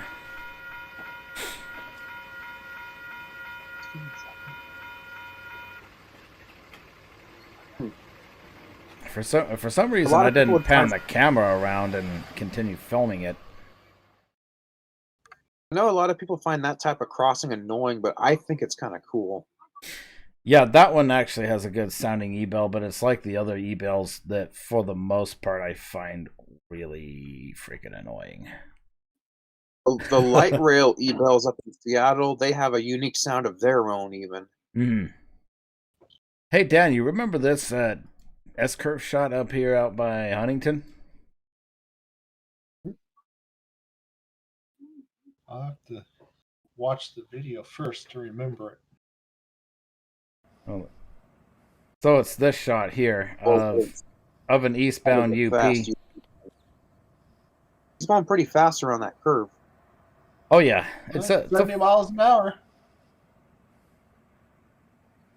It's a pretty good speed for a curve there. Oh, okay. So this is east of the bridge. yeah. This is just east of Huntington, going into the Burnt River Canyon in Oregon. This really was a solid, good shot right here. Yeah. You know, It just took me a little bit to speaking of figure out. Oregon, guys, I wanna point out that when I was on the airplane and I flew above the Columbia River, I literally saw Portland to the west and the desert to the east at the same exact time. Huh. That's how high up I was. I could literally see both western and eastern Oregon, and I was like down the middle of it over the Cascades. You were probably flying at 20, 30,000 feet. Oh no, my plane was at the top of some of these giant ass thunderheads that, you know, those thunderheads that really stretch way up into the sky, like way, way, way up there. My plane was at the top of those thunderheads. Mm-hmm. California did get some rain before I arrived, and when I arrived, I was surprised how chilly it was because it didn't feel much different from Seattle. I was still wearing my coat and everything, and I think it might be a little chilly tomorrow too, but that's not going to stop me from catching the coasters. Nope. It was actually clear and nice weather up here today. Oh yeah, no, when the plane took off out of Seattle, it was pretty nice. I'm going to share my shot that I got of Mount St. Helens when I get it uploaded, edited, and all that. I'm just kind of settling down the night, and then I'm going to start editing stuff shortly after I get off of here. Yeah. Well, this is interesting. They had a empty spine car set between two loaded center beam flat cars. Yeah. I don't know. I don't know what the logistics are on that, or why they put them there like that. And with the locomotive at the rear shoving too. Yeah. Somebody's bound to go. Actually, I wouldn't say this guy is shoving, because they're going downhill on this grade. They're going uphill. No, they'd be going downhill if they're going east. No, they're going uphill because they're following a river, Tony. And Yeah, the but river only this goes is in Oregon. downhill. I was gonna say, because because they're going in the direction of the river. My dad said that previous shot looks like a place that out in eastern Washington called Umtanum Canyon. I've heard of it. It's near El. Yeah, I think the Stampede Pass line goes through there. I've been through there on the freeway, but never on the side road that goes through the canyon where the railroad goes. Is this on the other side of Huntington? Yeah, this is up at Lime. Okay. Up at Slime. Jason Montgomery would certainly know this area because he goes through here.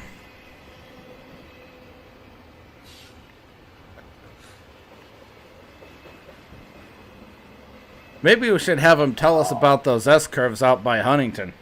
What it's like going through that. What do you guys say to having him? In Idaho. So what do you guys say to having him back on Oh, the yeah. show? Yeah. No, my dad had my dad wanted to point out he used to have family that lived in Idaho. Just saying, Oh the wow. Glens Ferry area, in the Glens Ferry area. By the way, apparently we're Or Pocatello. I am very familiar with Pocatello. Yeah. Yeah, my dad's familiar with that area. I know my dad was born there. Oh really? Ah, Unfortunately, Pocatello is not a place I've ever been to. Want to Is go that there is though. that a desert town or mountain town? It's desert. mm-hmm. It's as desert as desert gets. Like high desert in that case. Yep. High Hmm, desert. those dunes.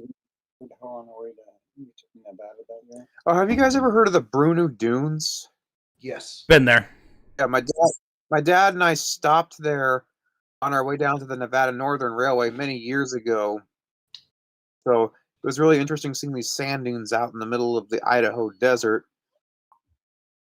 I'll be right back in a few And then- minutes, guys. I'm going to make a cup of coffee and get some water, use the restroom, and I'll be back. All right, enjoy your coffee. Yep. Thank you. I need dad- another. My dad has coffee every morning. So I will be back in a few. You guys hold down the fort. All right. Hold on, Tony, 1 second. Before What you need? share screen. That's the Bruneau Sand Dunes, ladies and gentlemen. This is the Yep. Milky Way at the Bruneau wow. Sand Dunes. That's really cool. I went and did that man's Borrego. We actually did that. My dad and I slept out in the Jeep in northern Nevada after we left the Bruneau Dunes, and Mhm. I could see nothing but the Milky Way sky. Remember that, Dad? We had the top off and everything. Yeah. So yeah, and then with funny story, just as we entered Nevada, we heard this strange noise on the highway, like a zipping noise. yeah. Like it was constant zip, zip, zip, and then we pulled over, and there were a bunch of freaking locusts on the highway, Oh wow. it was covered with Those- them. Like Those were Mormon crickets. Mormon crickets. Those are Mormon Yeah. crickets, and it turns out the zipping sound was us running them over. Yep, they were popping underneath your tires. Yeah, I'll be right back, guys. sounds good. So, how long ago was it when you were there at the Bruneau? 2009 July. Okay, 2009. so I don't know when about they built it, but this is their observatory, and Can the you- cylinder. Let's see here. Can you click on the picture or hold on? All right, that's a cool picture with the rainbow. Yeah. So this cylinder building right here, the last time I was there, they were still working on it. That houses their I think it was like $5,000 or something like that telescope. It's an electronic telescope. And they invite people to use it on certain days. I don't know if they do that anymore though. There's a place out in the California desert that my dad and I plan on going sometime either next week or week after called Anza Borrego Desert State Park, and they have some really spectacular stargazing at night there. So here's another one of their telescope thingies, but this is more of a land base, so you can watch wildlife at a distance. Oh wow.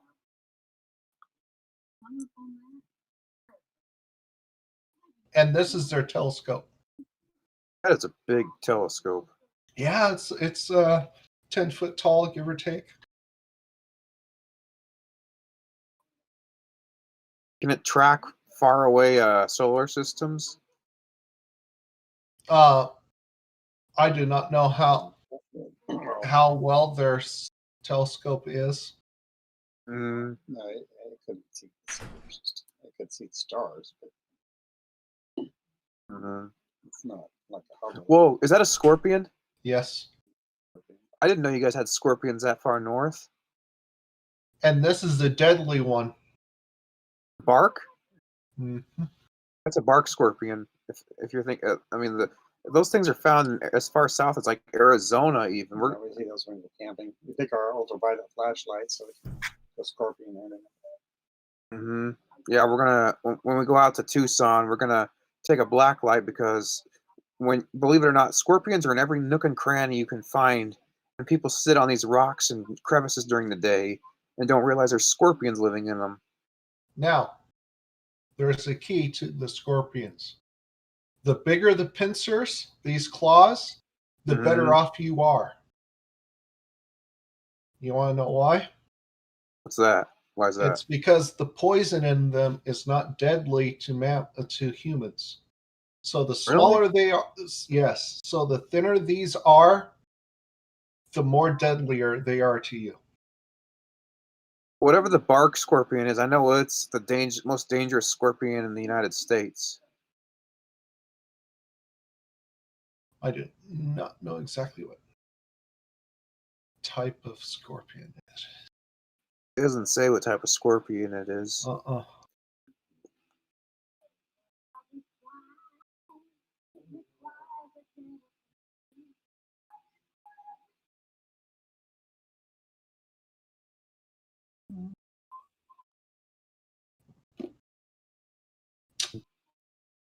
Doesn't say on this one either.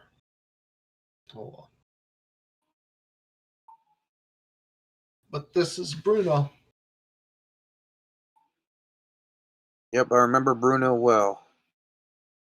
You know, on my way back from California, or on my way back to Seattle, my dad and I are planning on stopping in Death Valley, and we'll see some big dunes there. Yeah. Well, if we can, we could go down the Imperial Dunes so we could film Star Wars. And then there's a place down right by the Arizona and Mexico border called the Imperial Dunes, where they film part of Star Wars. Okay. There's also some other dunes. They're not too far from here. Oh, really? Mhm. Tony, are you still there? Or are you away? He went to go get coffee. I got to look it up on the map first. It's called Glamis too. Glamis is right in the middle of.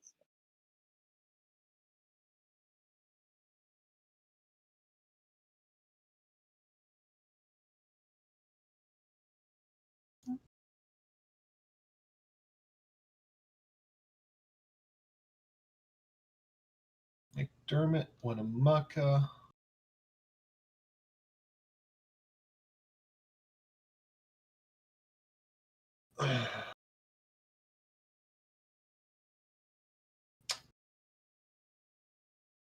My dad and I went through Elko, down to Ely.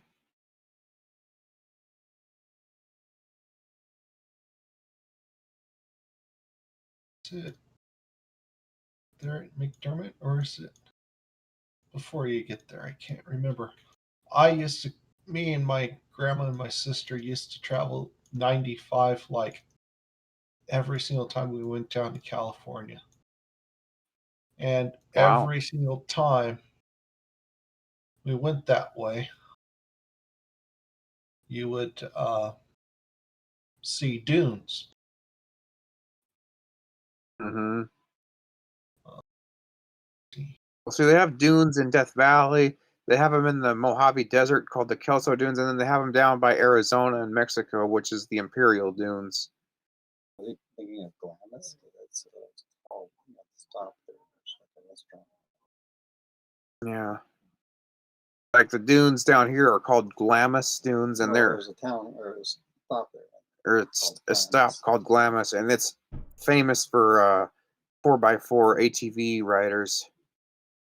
Oh, Winnemucca Sand Dunes. That's what it's called. Oh, okay. Farther north.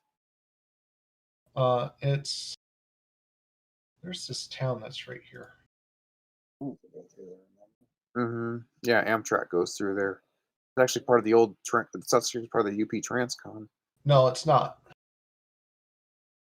Winnemucca isn't? No. Wait. Oh no, is that the Feather River route I'm thinking of? No.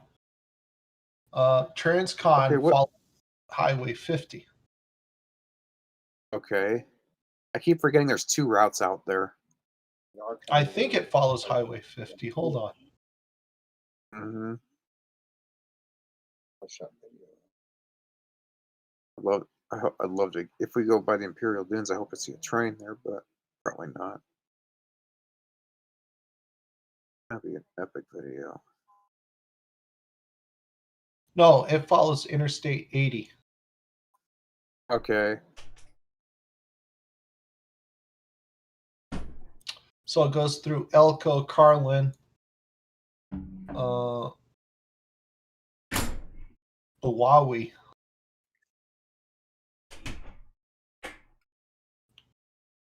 Oh, is that the Humboldt?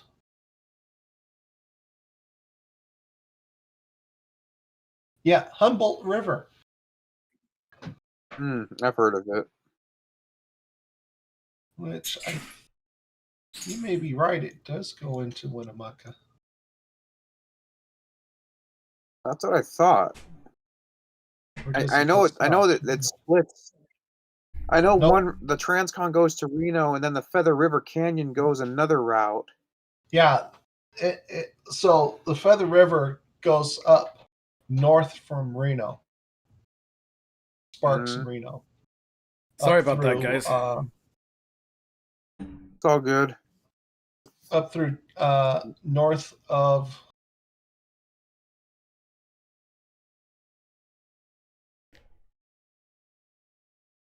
Alminor. Oop. Chester. So, what did I miss? What did I miss? Well, we're just talking about sand dunes. Sand I'll dunes show are the you. best kind of dunes. Yep. Oh, Especially I the was ones down here in California. talking about a specific sand dunes that I remember me and my grandma always driving by, which is these. They're let's see. I got to get. We got to get the up close and personal. Come on, Google guy. He doesn't want to go. Oh, just so you know, Tony, next Tuesday, I'm gonna when I'm in the Palm Springs area at sunset. I'm gonna be rail fanning the sunset line right along the wind turbines there. Oh, cool. Yeah, so expect a bit of action on that. Both the wind turbines and the trains, if there's any trains. So these are the Winnemucca sand dunes. Oh wow! Oh, the ones in the distance there. No, these Oh, wow, right here. really? They're on both sides of the road. Nice. And these are all sand dunes back here. This is all ATV. I believe it. So, is that all the way down to Winnemucca from Idaho? Yep. On 95. Yeah, I saw the Highway 95 designation there.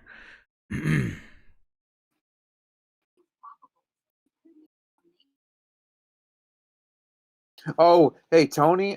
Yeah. So my dad is planning on coming up at the end of my trip, and he does want to go.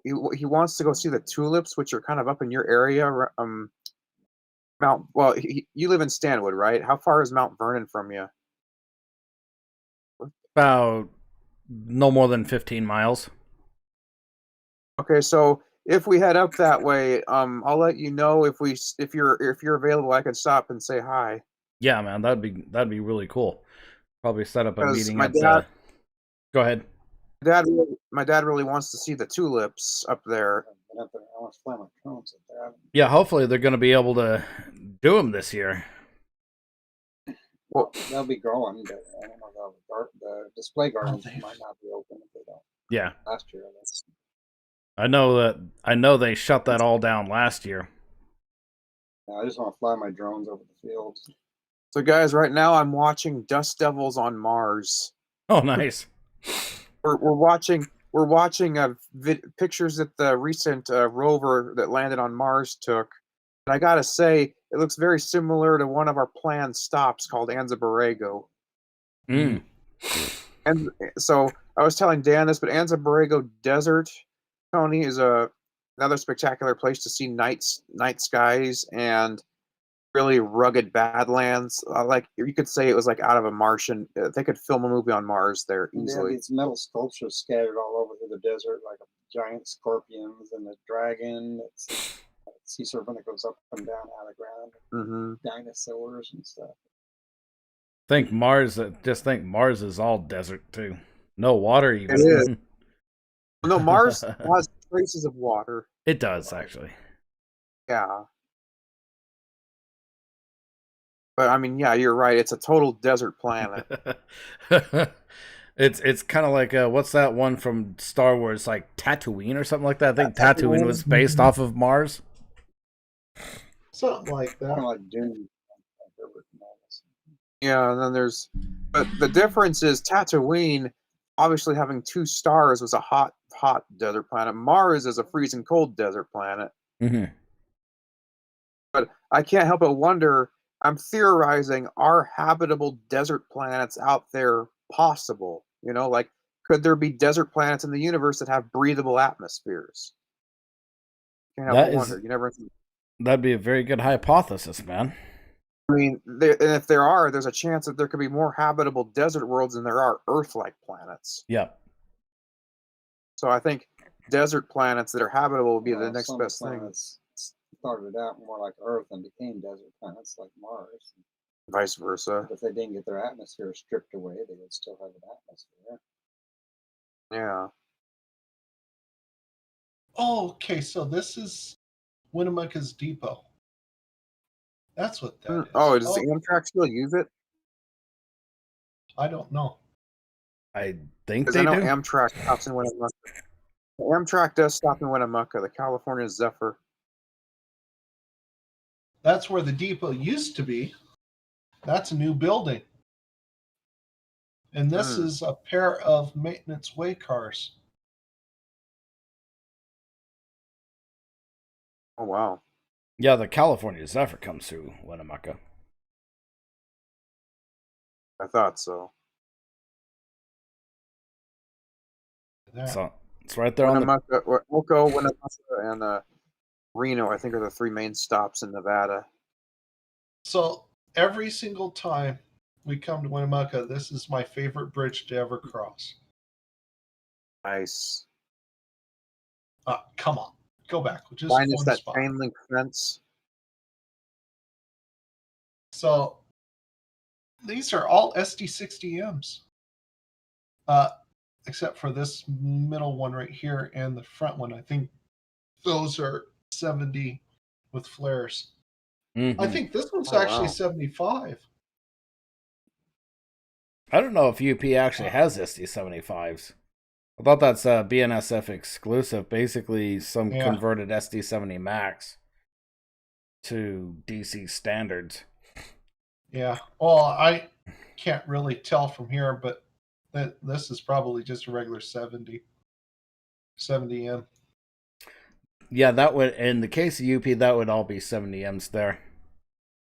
And I think all these are railroad ties. A lot of like railroad old ties. Or new? Yeah.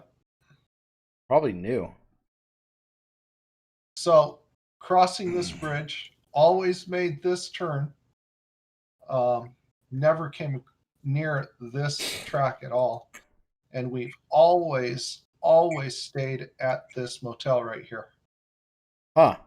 Where would you guys be going? California. Down to San Diego or something like that. Huh. Oh, that's where I'm headed tomorrow. Yeah. And we always ate at this restaurant right here. I don't even know if it's there anymore. Nope, it's a gas station now. Wow.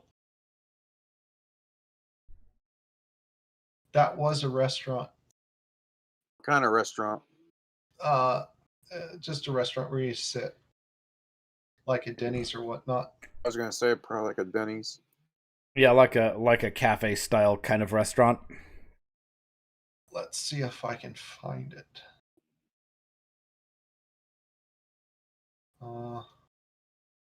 Actually, that's not the. That's not it. Where is it? Because we always stayed Oh, at a Motel 8. that's- We always stayed at a Motel 8. Hey guys, my dad just pulled up the Railfan web camera for the Tucson Amtrak station, Oh Yeah. yeah? How much and there's snow a do train they going have? by right now as we're watching. Oh wow.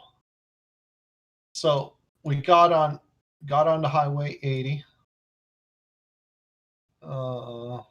We always went by that. Behind this camera is where the steam engine is, like right behind this camera. You can actually sometimes some people can control the camera, tilt it around, and you can see the steam engine there when you do that. The last time we were here, this was completely gone. There was Wow. nothing here the last time. So it looks like What is that? it's a truck stop. Oh, T8 truck stop. Yeah.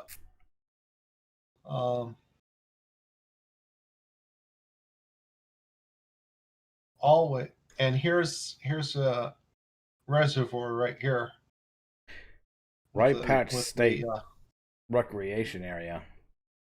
with a little dam right nice. here.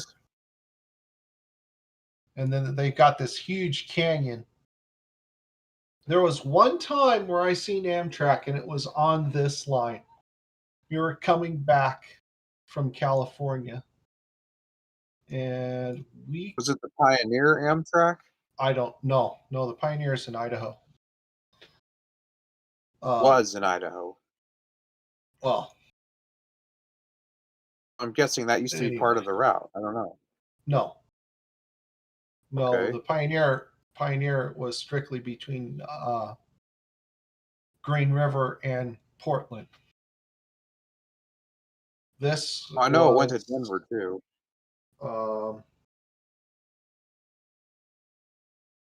oh, what's this one? It's not the Zephyr. Is it the Zephyr? Through Nevada, you mean? No. This was the city of LA route. That's what this Probably one the was. Southwest.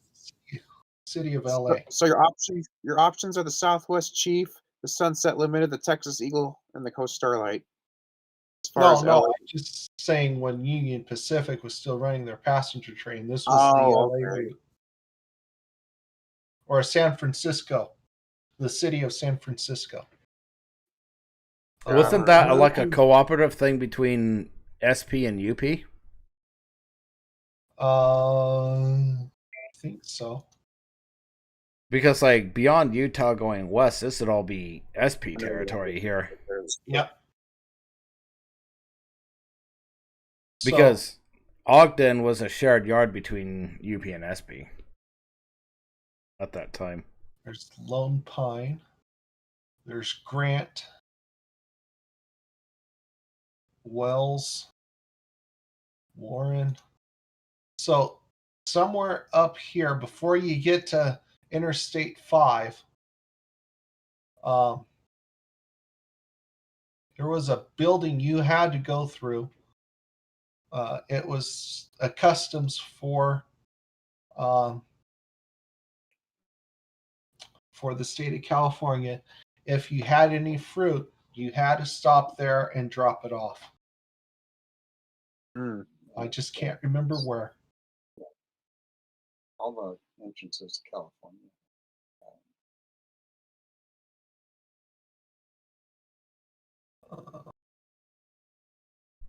It's been so long since I've been down here. There's Tehachapi. When I go from this line, is when I go to Seattle, there's one I should come across the border on line 5. Mm-hmm. Oh, there's a town. If you go north of here, yeah, like in that vicinity, or yeah, go further east. Yeah. There's a town out in the Mojave Desert that really gives me the creeps. It's called Trona. It's a mining town, but it looks like a very eerie mining town. Trona would be spelt Torona. No, Trona. Oh, Trona. Okay. Here's a Yeah. town for you. Which town is that? Zizix. Physics. Mm. That's on the way to Las Vegas.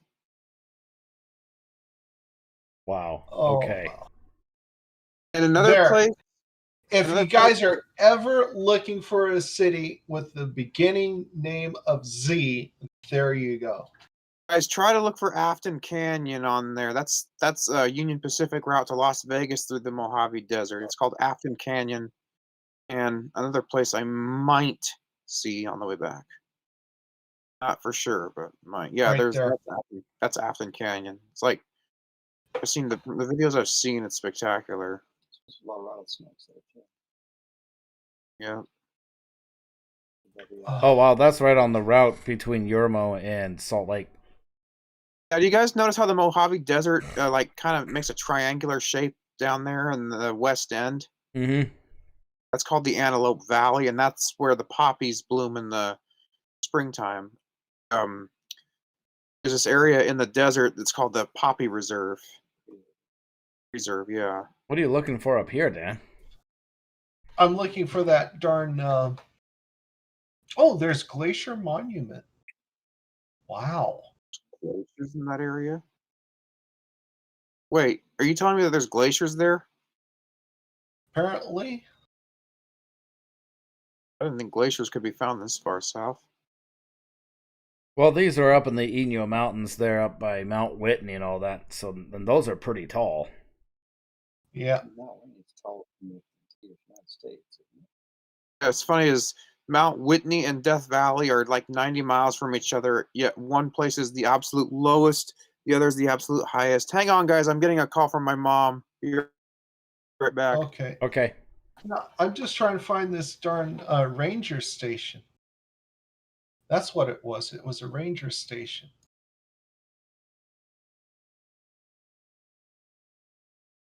And it was up.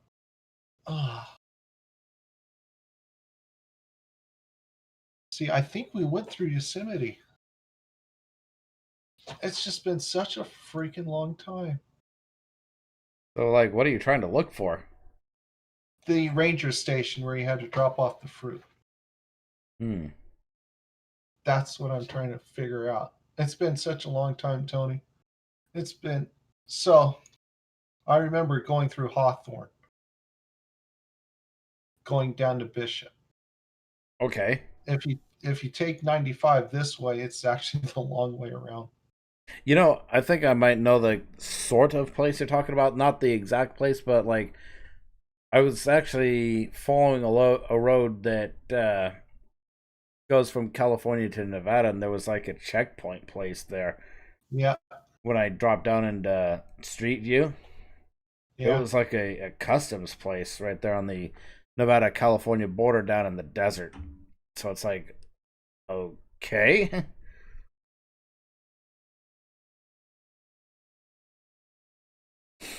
Probably this spot right here.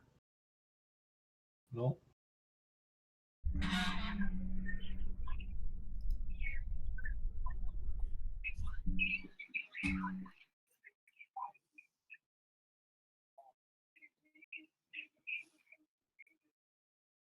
Hold on, I think I need to drop my bit rate because I'm seeing a lot of. Oh, that's Death Valley. You're looking right at Death Valley, guys. Oh, yeah. And you're also looking at the route that I flew over today. I literally flew over the Sierra Nevadas the most of the time. Hmm. All right. Well, I'm done trying to search for it because it's been too long since I've been through here. Way too long. But I did see one town that would be interest.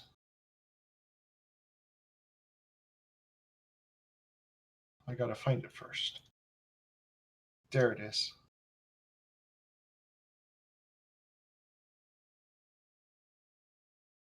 Now, is that it? Is that the Gilfield Hotel?